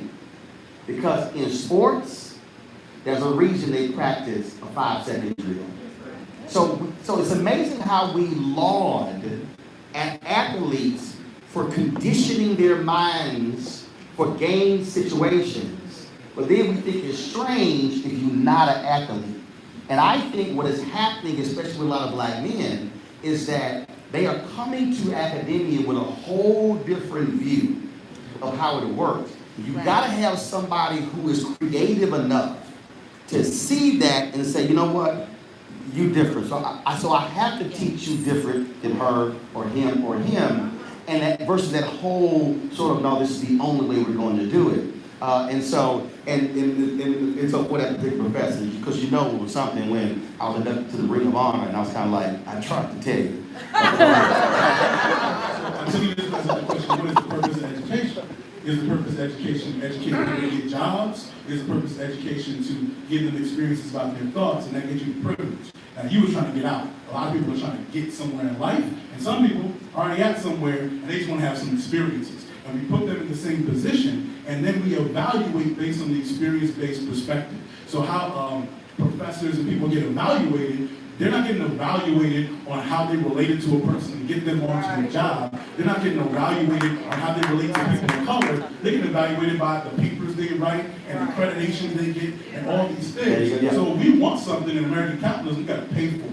And so we have to pay our youth to be in relationship with people who are in the businesses and in the places that they want to be. And yeah, they need a little bit of perspective, but what they really need is not an internship, a paid internship. Yes. Because our kids are trying to get paid and they're trying to survive. Right. And we keep telling them, go talk to these people about these ideas. Right, because You'll understand 3 years later. The system that's created, the internship system, is created largely for white kids who have resources. Right. That's why when you go to Capitol Hill, the reason it looks the way it looks is because, frankly, white students have parents who say, oh, I'll fund you for a year. And the black kid is like, yo, I can't roll up on Washington, D.C. and work for free for a year when $85,000 or $100,000 in HBCU loaned in. And we got to get real about the purpose of our higher education system. We bullied our way into it, but its purpose was to create privilege and segregation of information.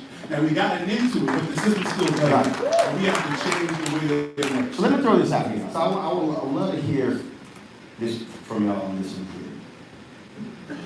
I am amazed that when we're talking to young folks, how we're so afraid to use money as a motivating factor. I'm gonna go to people who get to speak, so I'm calling you, so you better go ahead and grab the microphone.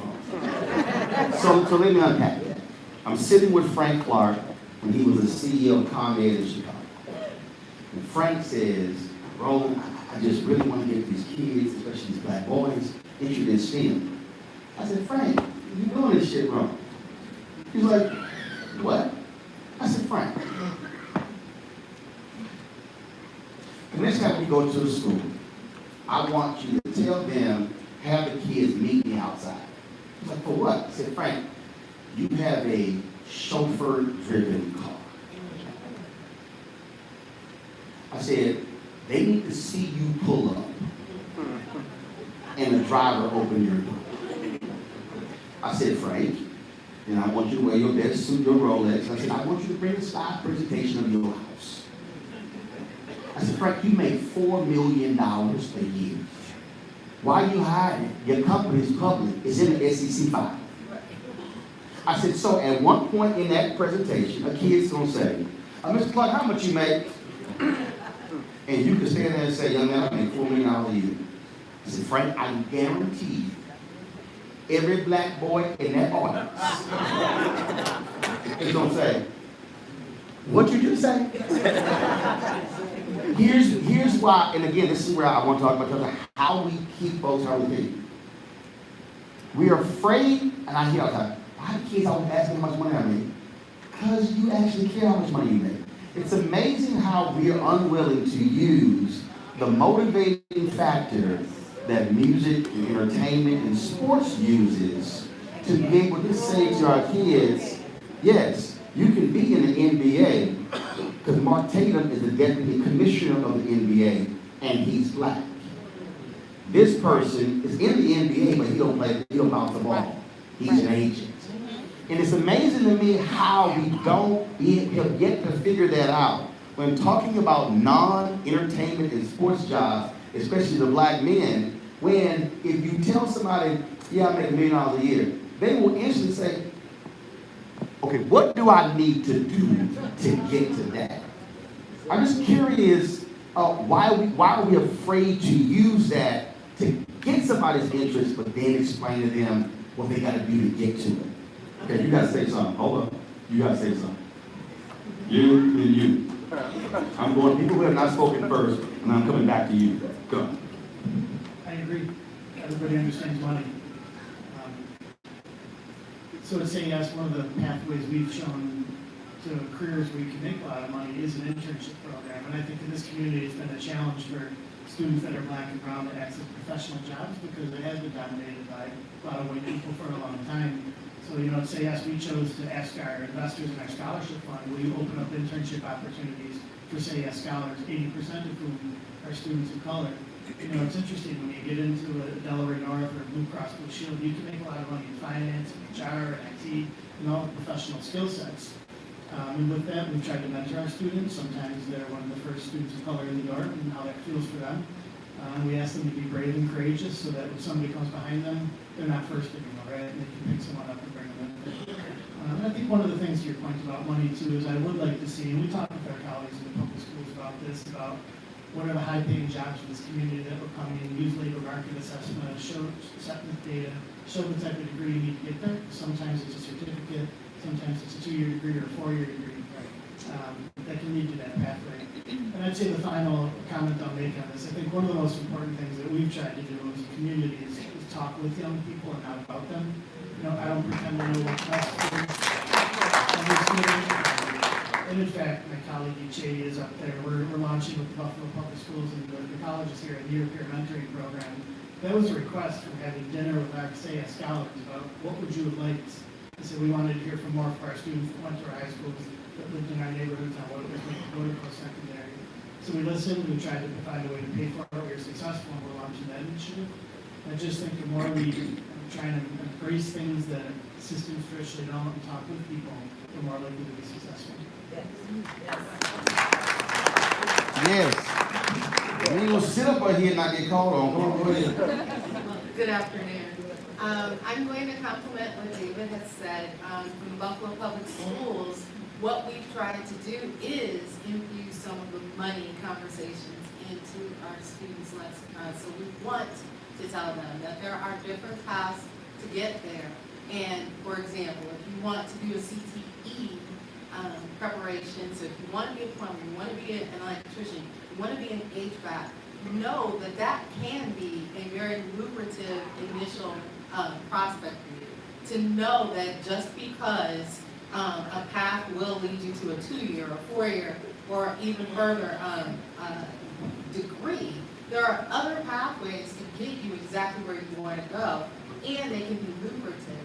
And so we've tried to make sure that we provide that type of information to our students.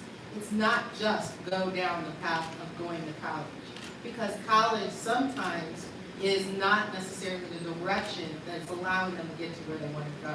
So we show them about the certifications, we tell them about the certificates that are available. We are partnering with internships. Dr. Cash, our superintendent, has gone and visited various organizations and industries in the area.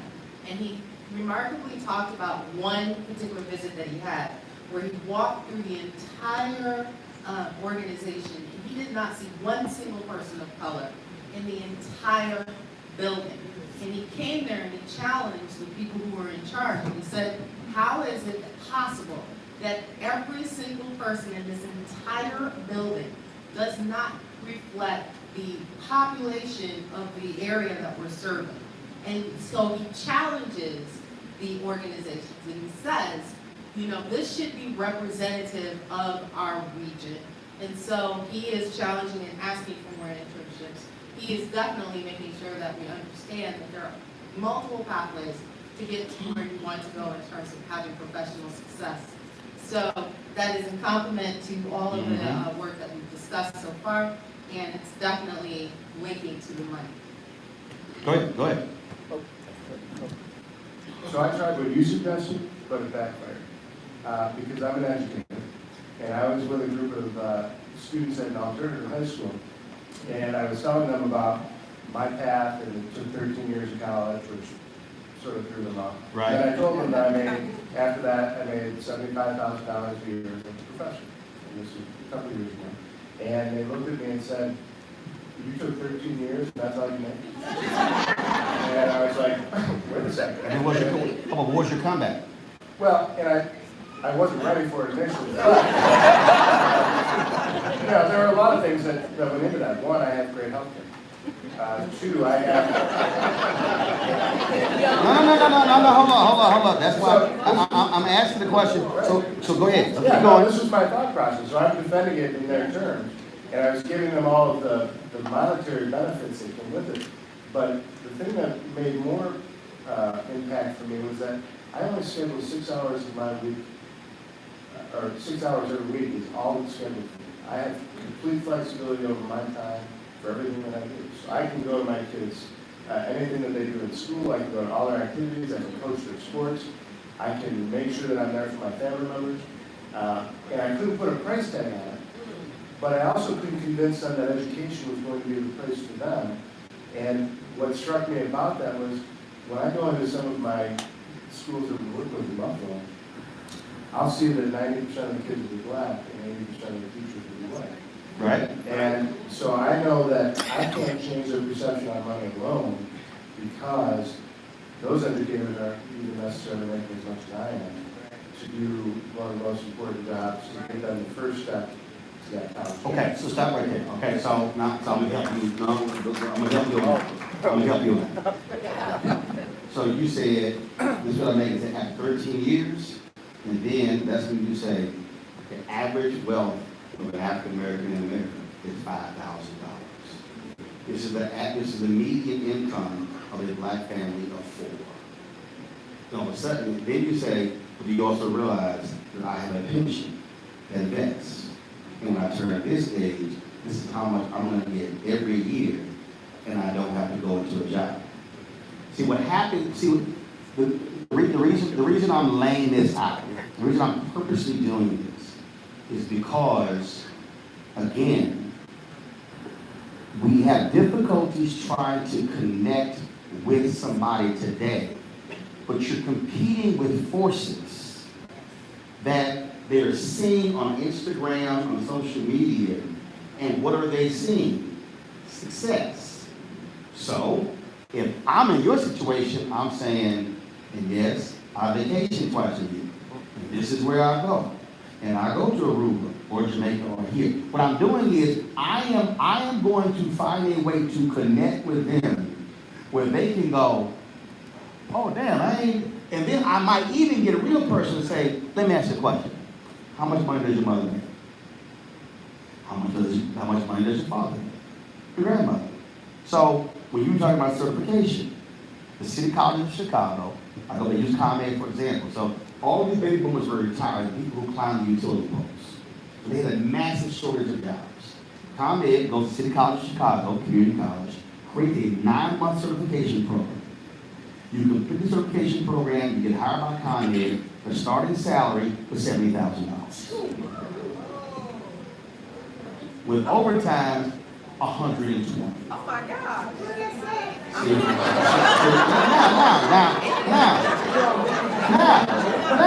Just made my point again. No. But the point I'm making is, here's the rub. See, the rub for people, and see, you gotta be real honest about this here. See, the rub for people, if parents are honest, I don't want my kid working outside. I want my baby to go to school. And let me just go ahead and just be real honest with this discussion. Because we got too many parents who have created in their mind, I need to see my baby walk across the stage. And Vice President Biden said this thing when we were doing a discussion while I was in the White House. He said, how many parents have you ever seen proudly say their kid go to community college? because we created in America. No. It ain't real unless it's a 4-year school. Even though 65% of the jobs in America are actually trained in majors and community colleges. So what has happened is we have this completely screwed up matrix where it's a 4-year school without realizing that there may be somebody, they simply are not a 4-year student. So when they create that program, then I have black people who are like, well, Roland, you try to say our kids shouldn't go up. Like, no, I'm being honest that there are some people who are not going to go to a 4-year. But if there's a training program where you can go get a 9-month certification and you can get a job and start salary $70,000 and make upwards of $120,000, I am not going to say don't do it. But we have this struggle going back to, again, what's happening in this country, where, if you're honest, you can barely find a scholarship for a 2-year school. The system is created to push folks to 4-year schools, and we're not really assessing someone saying, what's your skill set? What are you trying to do? Where are you? What are you passionate about? What are your likes? This may be a better route for you. And it's amazing when I've had this debate all around the country, and people struggle with this because we have this whole other view of how we should talk about education, and it's really not being applied to a real-world experience. All right. I just wanted to add, when people ask me, so why did you go and get a doctorate? Like, they're confused, like, why would you ever do that? And for me, it's not connected to money. They say, well, you must, make a lot of money. It's not connected to money. It's connected to knowledge and growing my mindset and being that expert in the field, which then, once you have the proper education, you can start to leverage that. A lot of times when students get out of a 2-year school, a 4-year school, or even a graduate program, they haven't learned. They haven't mastered. They just learned enough to finish the test, get through that semester, but they haven't learned the material. Hold on. You said, trust me on this. Okay. I didn't get it because of money. I got it because of knowledge. But then I leveraged it. Absolutely. Leverage it into what?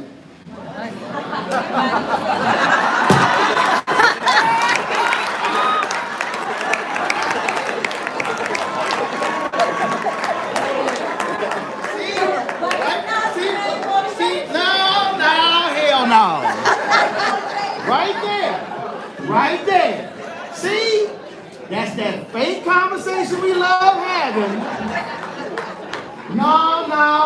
I did it for the love of education, but I leveraged it. No. You got that doctorate to leverage it. And the education came with it. So go ahead and be honest and stop fronting. Go ahead and sit down. You know what I mean? I'm just trying to get. I was in the bathroom. This is why I didn't read the questions. Because the reason I didn't read the questions, because I'm trying to get us to have real conversations, because we cannot retain students if we're not being real about what's going through their minds. If you grew up broke as hell for 18 years, you ain't trying to hear somebody say, oh no, it's the love of knowledge. And again, everybody have different, there was a brother who was a 4-star wide receiver from Florida who signed with Georgia Tech, who committed suicide 2 months ago. 4-star. As a 4-star, dude, you probably go to Georgia Tech because they would always live in cars. And what happens is, I'm trying to get us to put ourselves in the seat of that student. And how can I connect with that student to get them to understand what I'm trying to get you to? And I got to figure out how to do it. And that's really what you were saying. I'm going to use anything to get to you to say, no, I need you to think this way. So if it's money, if it's knowledge, if it's whatever it is, but I need them to understand that your life will be better off with that 2-year or that 4-year than if you black with a high school diploma, because numbers matter. And if you look at salary from 20 to the life expectancy, the numbers don't lie what it looks like if you do not have that sheet of paper. It's a different type of quality of life. Go ahead. And two things. First of all, when I was in law school, I was working, trying to take care of my family and everything, trying to get good grades. And I had a judge friend of mine told me, just graduate. Don't worry about trying to get the internship at this major law firm, whatever. Just graduate. Just get your Juris Doctorate, and the rest go take care of itself. And on the second part of what I wanted to say was, as far as putting the money first, the people I talk to, I can't talk to them without that conversation. I'm talking to drug dealers and people in my hood. They got to see me doing good because they go look at me like, Tone, why I'm gonna go to school when my car is better than yours? You're a lawyer, but I'm driving something better than you. So I gotta have that money conversation with them. Right. I gotta be like, I'm driving this and I don't gotta look over my shoulder. I'm driving this and I got an education and I got you know what I'm saying, a 401k and all these things coming in, and you driving that and they can take that from you tomorrow. See, as a fellow alpha, you understand this here. So we have a go to high school, go to college program. So little mega hand now. You know alpha, so man.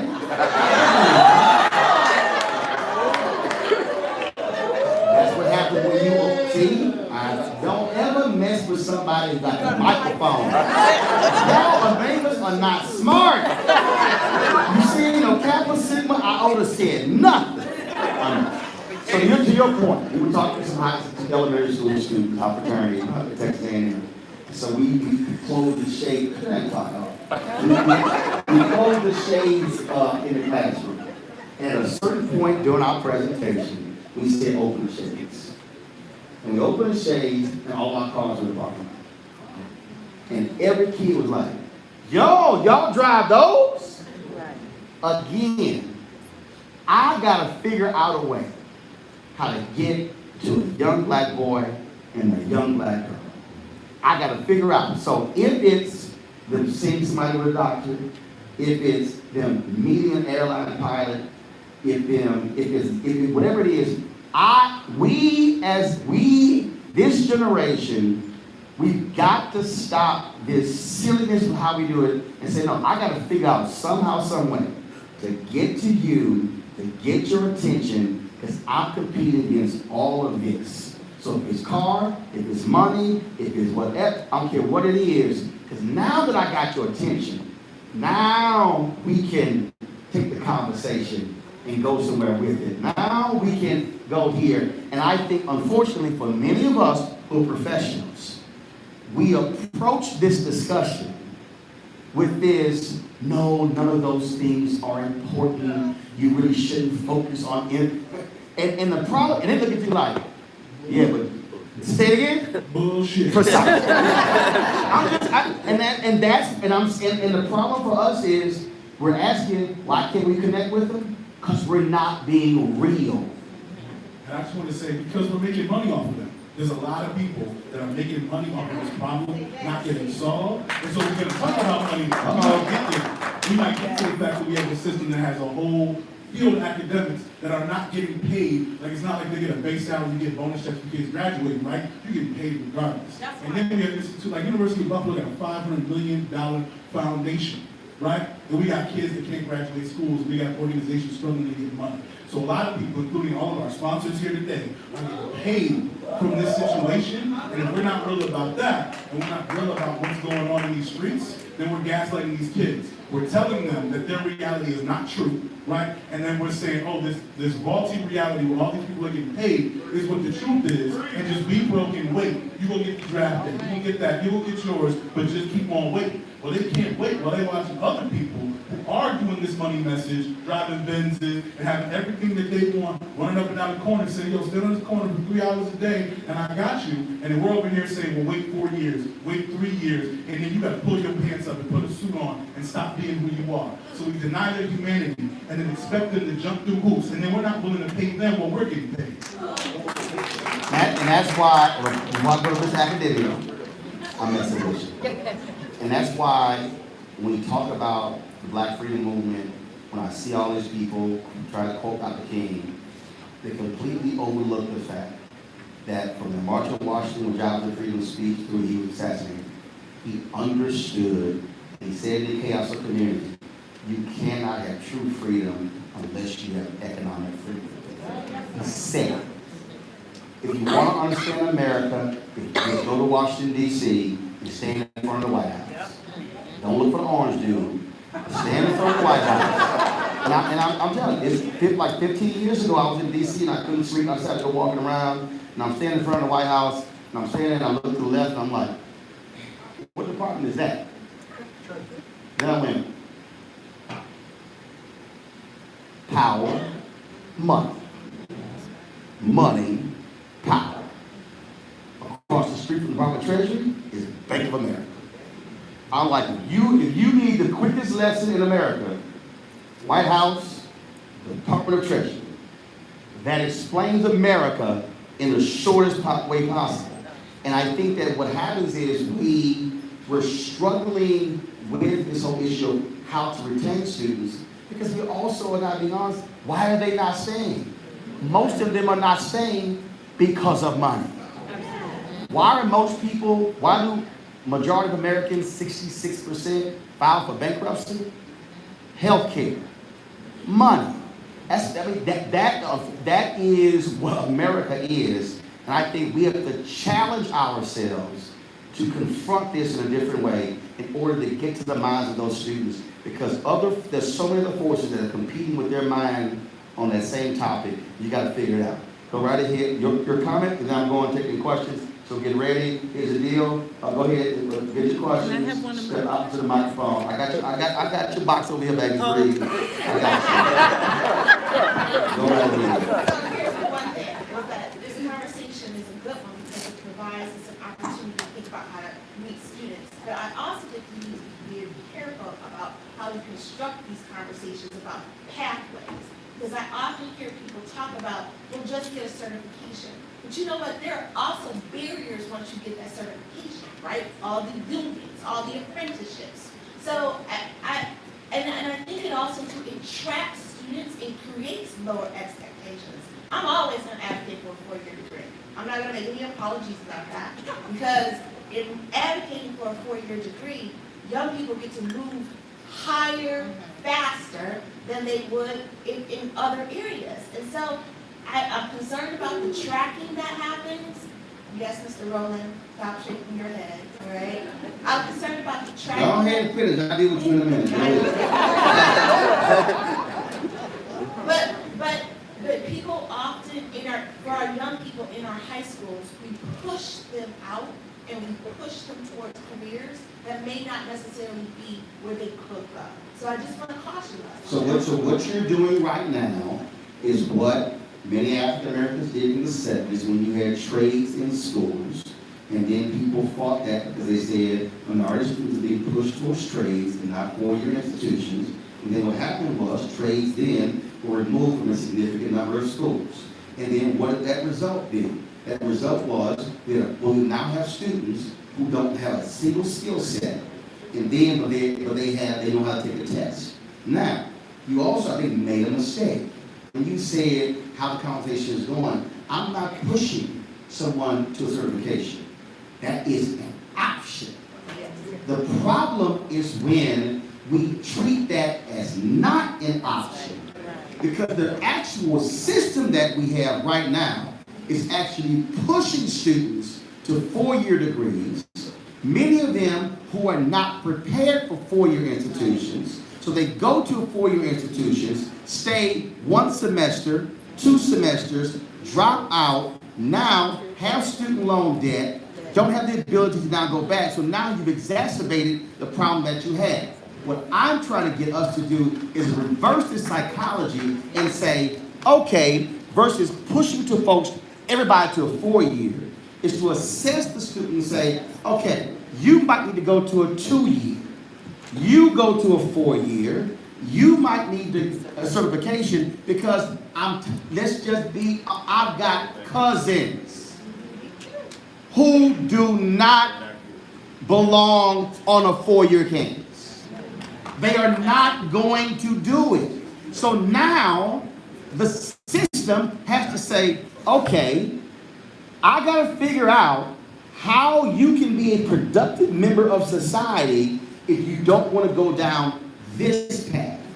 Many of our families were locked out of corporate America, but many of us, if we again be honest, went to four-year schools because we had mamas and daddies who worked in plants, who were blue-collar folk, who did not finish high school, but they were jobs that they were able to make $40 and $50 and $60,000, buy homes, buy cars, send kids to college, because there was a system that was there. That blue-collar system is being wiped out with manufacturing, and so what are we now left with? We're now left with Wall Street, making money, 40% of the economy, low-level jobs. You no longer have bank teller jobs. You no longer have cashiers at grocery stores. So you have an entire economic infrastructure that's been wiped out because of technology. So now you got high-end, you got low-end customer service jobs, and we got folks who are pushing so many folks to universities, and that's a reason you have $1.5 trillion student loan debt.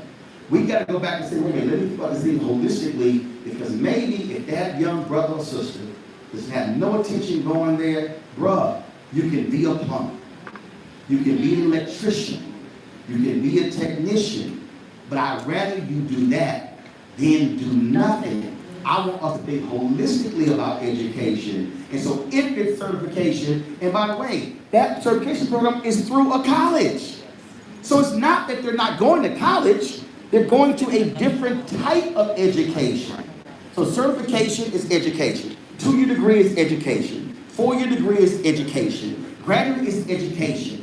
Technical school is education. It's all education. I'm trying to say, stop thinking there's only one or two forms of education, because that's the mistake I think we're making, and we're turning folks off who say, if you can't fit in this system, then there's nothing out here for you, so just go walk away because we don't care.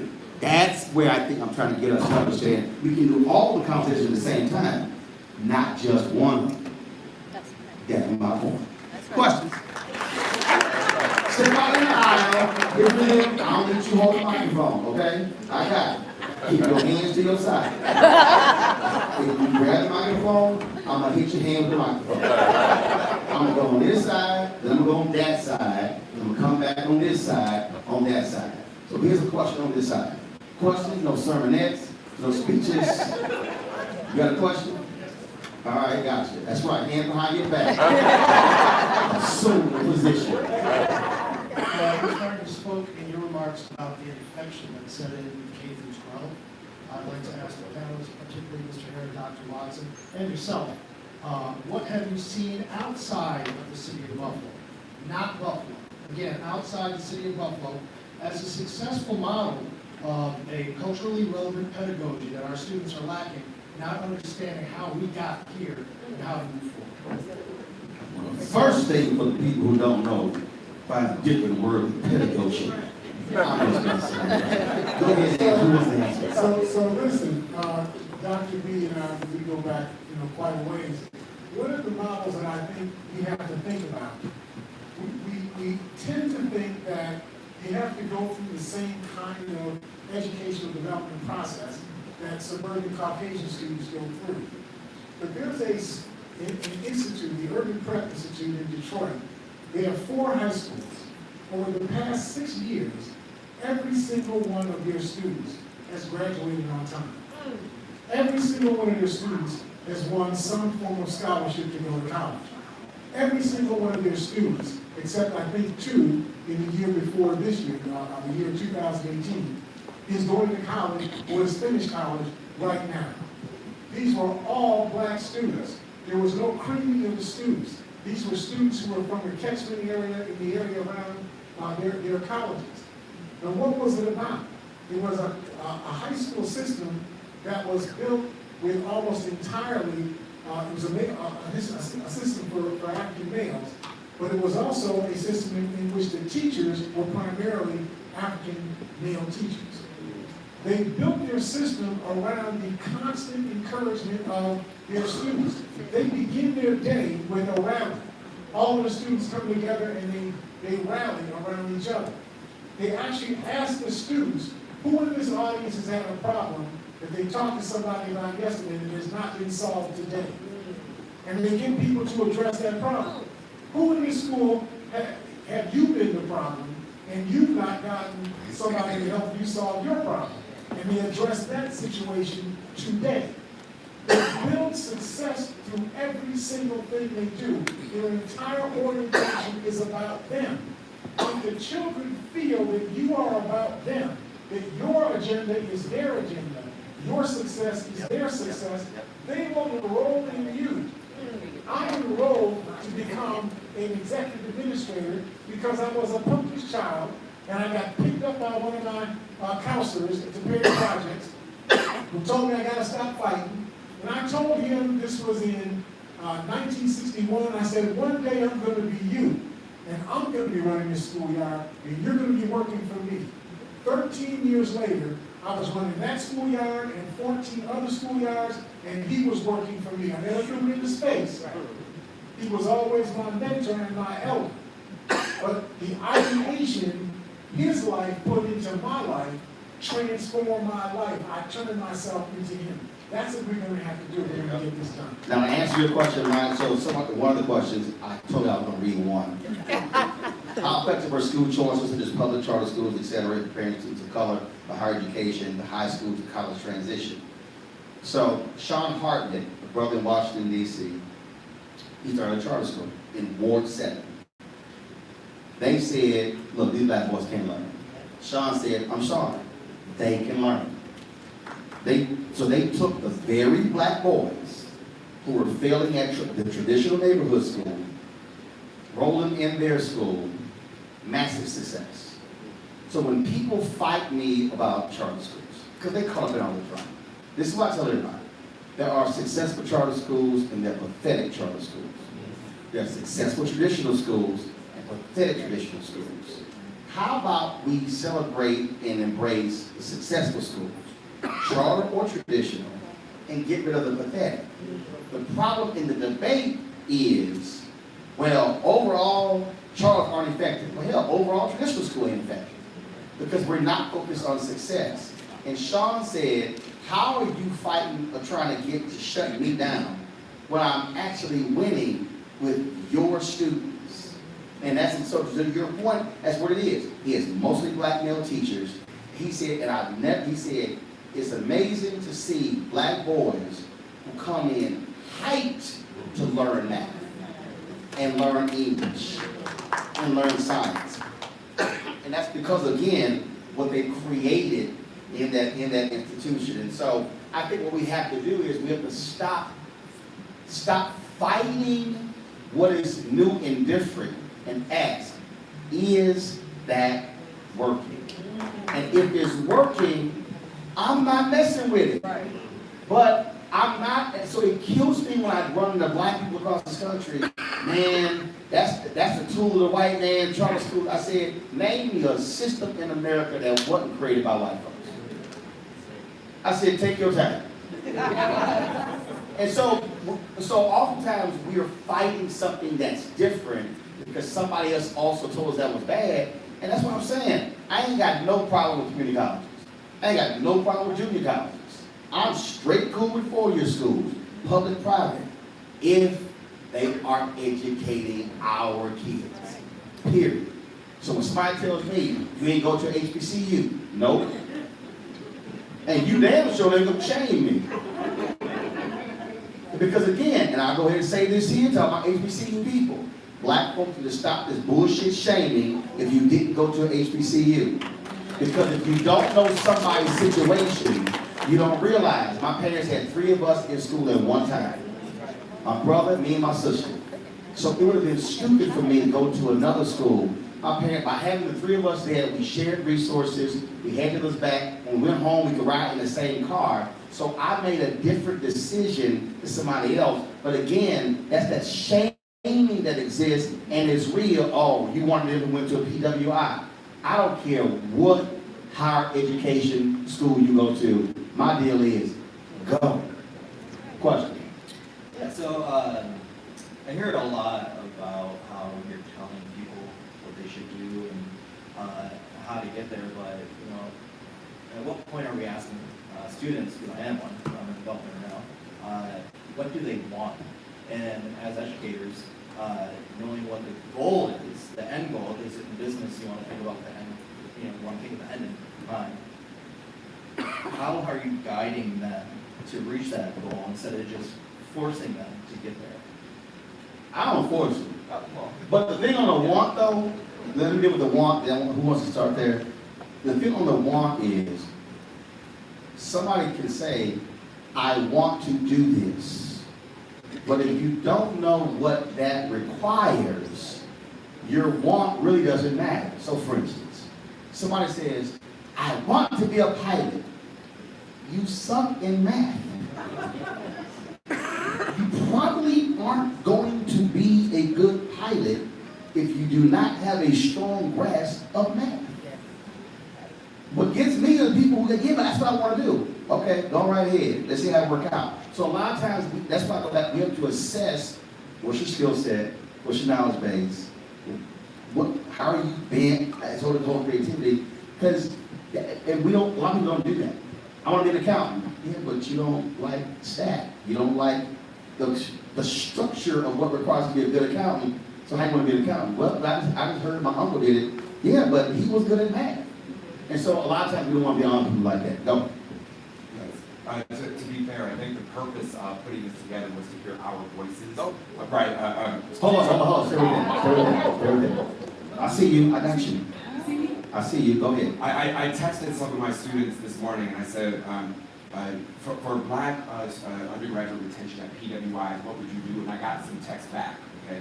So one said, I would have more African American representation faculty-wise, and the PWI should offer spaces where black culture can be recognized and emphasized.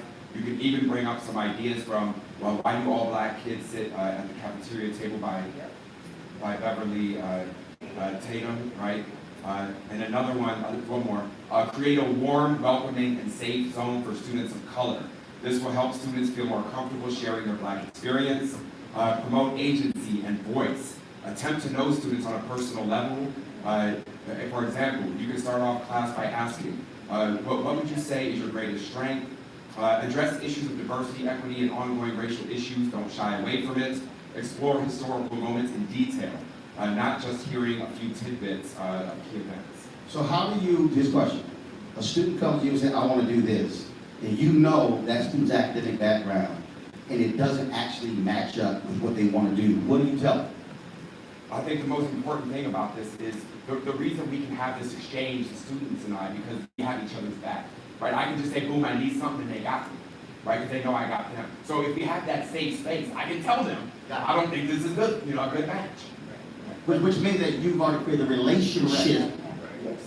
Yeah, but, I think when we're leaders and individuals, we don't want to control what to do. We want to make a choice on what we want to do. So, I think about, I work with social workers in therapy, and, something they talk a lot about is solution-focused therapy, which is really guiding someone instead of telling them what to do. So when you're a leader, you're supposed to be a servant leader. You're not telling someone where to go. You're walking with them step by step. So again, it's a question where, we're telling people what to do, but again, when you have someone that comes to you, how are you guiding them to the right resources? We have a lot of resources with the Student Access Center. I didn't know about that until last week. I had a very traumatic experience that I'm continuing on finally went there. All the resources that are available here, our students, I'm a student, I think most students know, but we don't know about it. So how do we get more education on access to that so that we can be successful there? If I ask you a question, you're a student. Yeah. You have classmates. Yeah. You know very well. And you're talking. And they say, I want to do this here. And you're going, you're not actually good at those things that do that. What do you do? Well, I'm trying to, personally, giving them resources on who they can talk to. I had someone recently, I came here to go to nursing, and someone didn't know the path on how to become a nurse. That's what they wanted to do too. So Debbie Medina, she was in the other building. She was a counselor that I talked to, because I moved from Michigan this fall to come to this college, because I love Buffalo, I think with it, but I had her go talk to Debbie Medina and have them go over the pathway and what it takes to become a nurse. But to the person on the panel, if you, a student says, I want to do this, and again, to his point, he knows them, and he can be honest with them. How do you, what is your conversation? Go ahead, go ahead. Then come back to you. So I asked the question, how hard do you want to work? So I never tell them they can't do it. I always say, here's what the path is going to look like, and here's what it's going to take to get from where you are to where you want to go. And you either choose to work hard to get that, or you find a different path that will get you where you're going to Go ahead. And again, I don't think, number one, you can do it divorced from the individual relationship. But then secondly, what is the end game? And the end game is to get the piece of paper and to get out the institution, not to stay there forever. And so what is going to be the best route for you to get the piece of paper and get out? So I'm not telling you what you should do. I'm just trying to help you understand that, like my mama said, I don't care if you get a degree in dog catching, you coming out this year. And a whole bunch of black parents, and they none of them get no dog catcher in their whole life.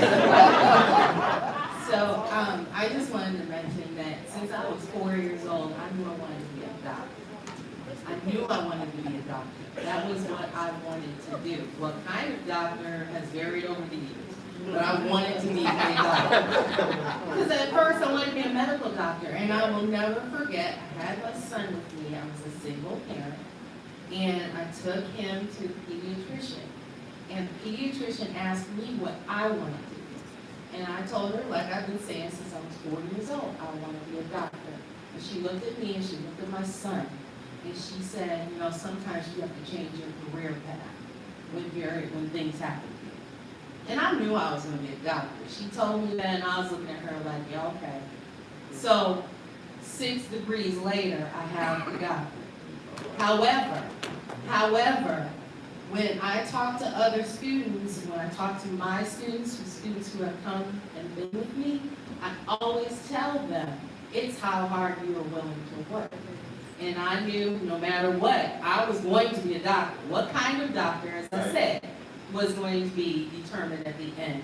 But it really is showing them what that looks like, letting them know there are going to be some barriers. There's going to be some things that are going to come up. But you can get to where you need to go. I do want one of you to answer to his question, which ties to that as well. But how do you also deal with just true gifting? I had a staff who, in the first 2 months, I said, you absolutely can be an executive producer of the show. But she was hell-bent on being on air. And it was this struggle, and I'm sitting there going, you could try all day, try to be on air, but your gifting is actually being executive producer. And she was constantly fighting and was mad because I wouldn't put her on air. I'm like, that ain't your gifting. And when she eventually left, I got to go to the on-air job. Left, couldn't find an on-air job, and was back to producing. And it's still angry at me to this day because I didn't put her on air. But I'm like, that wasn't your gifting. And so when you're dealing with that, how do you have to explain to someone like, look, you are who you are, and it shows exactly in terms of where you should be going. Go ahead. Well, my biggest problem is telling someone that they can't do something. So I never have that conversation with a student. If they come to me and they say, I want to be a judge, I start with my story. Because I graduated from this institution when I was a teenage mother, and I felt that I could never be a lawyer. Now I'm sitting here as a judge. So to tell me, and I had family members who told me that because I had my child early, I would never, ever become an attorney. That I couldn't have the ability to do it. So it's one of the problems for me because I hear students who come to me because they think because I'm an adjunct, I have some special power and they can kind of tell me things and I'm not going to say anything. So I'm glad that I had that relationship with them because they do trust me and they do come to me. But I feel that it's a difficult conversation, but you have to do it tactfully. And what I do hear about some educators is that they're not tactful when they have these conversations. They're very harsh with students. And when you step on someone's journey, I happen to know how it feels because I've had people tell me I wouldn't accomplish what I'm doing right now. So I feel that you can have the conversation, just as Reverend Stable said, about here's the process. Here's how long it's going to take. Are you prepared to do that? And what is your plan going to be in order to support yourself during that time period? The gifting part, I tell them, this is what I see in you. I have students now who did never believe that they would be in law school, and they are in law school, and they started at this institution. So you have to tell them that they can do it because I'm living proof, and I think I'm passionate about being an adjunct here because I am living proof that you can, the tagline here used to be, where leaders are made. Isn't that word, that Canisius? I can't.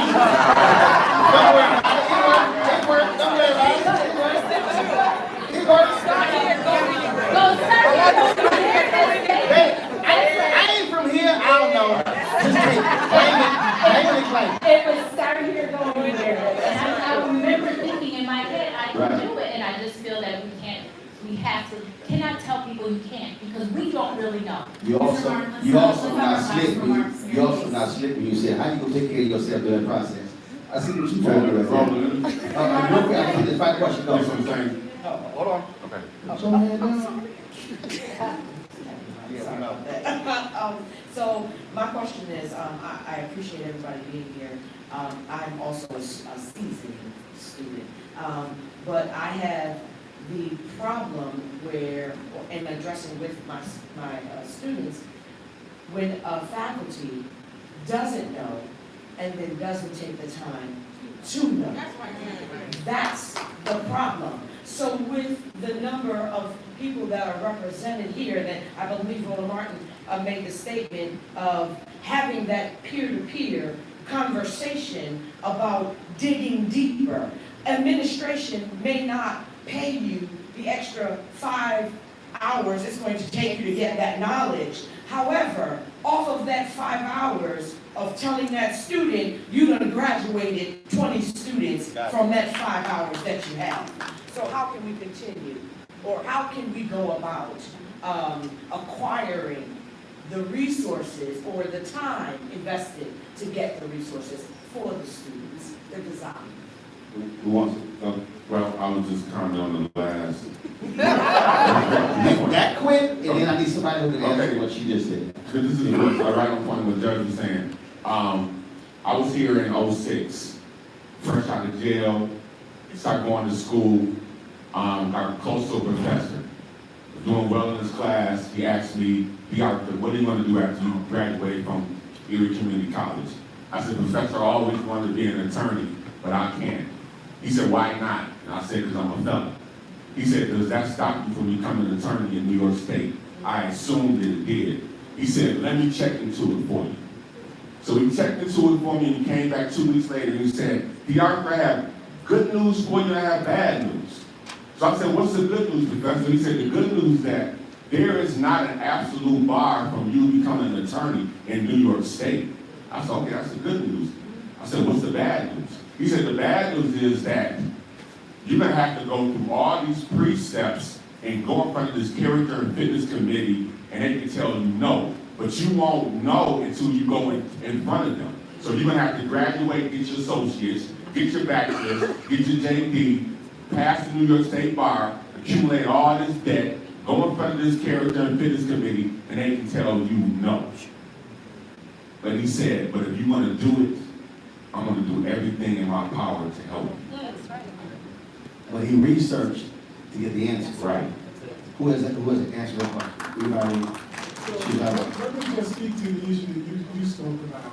I think a lot of that is what the Arthur was talking about as well. He had a person, in fact, you had a few people in your life that he brought his challenges. He had as you see, he's had a lot of hurdles, right? Each one of those hurdles was something that probably didn't a lot of people know how to fix that particular hurdle. But he went to somebody who said, well, I don't know how to fix that. That's a hurdle. But stay there. They went and found somebody who knew something about it and gave him the information. And then he went to the next step, then dealt with the next step, and so on. So one of the things that we have to do, I have my department head, Dr. Courtney Green here at Untitled College. And when I have a problem, I don't understand what's going on with somebody's attendance or what do I need to do about somebody else determining an assignment, I talk to her. And she tells me, well, here's what we've done, in the past. Try this track, this track, this track. And I try those things, figure out what works, and that's what works with me. I have our diversity director is also here, Kenya House. So I think that you have to be, we, as the people who work in academia, whether you're faculty, whether you're auxiliary staff, whether you're the administrators of the institutions, you have to accept that part of your job description is your willingness to find ways to solve students' problems. Yes. Whether you have the ability to solve the problem yourself, you know what a solved problem looks like. That's right. So what you do is you go to somebody and say, this is the student's problem. This is what I think is what the end game ought to look like. When you get done helping me, this is what the student's supposed to look like. And then you put them on task. And if they can't do it, find somebody else. Right. So find somebody else. When I used to work here, Dr. Ricky was our president of the college, I would go to him directly. I said, Dr. Ricky, I would talk to this person. I have Latrina Hill now, Chapman, so she covers a lot of these questions, and I used to have to cover myself in the early 1990s. But Dr. Ricky would find somebody. He would call Bruno Christian or somebody and say, Nate's got a problem, solve his problem. Because if you didn't solve my problem, I was going to be a headache for you forever. So essentially, what you're saying is you have to give a damn. You've got to care. You got to care. You got to want to do it. And everybody has to want to do it. Everybody. Yep. I'm telling you, if you work in academia and you are not willing to help a student solve a problem, you should let go of that job and let somebody else have that job. All right, folks, give it up for your panelists. Give it up. There you go. Those paid interns? Those paid internships? Okay, I like that. There you go. Just what my man was saying, paid internships. There you go.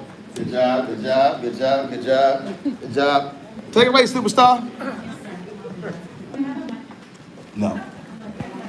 Okay, thank you so much to all of our panelists. I want to thank all of our sponsors sitting here on our panels for making this day possible. Because of our sponsors, Cool. we are creating emergency scholarships for students here at this university, which will go a long way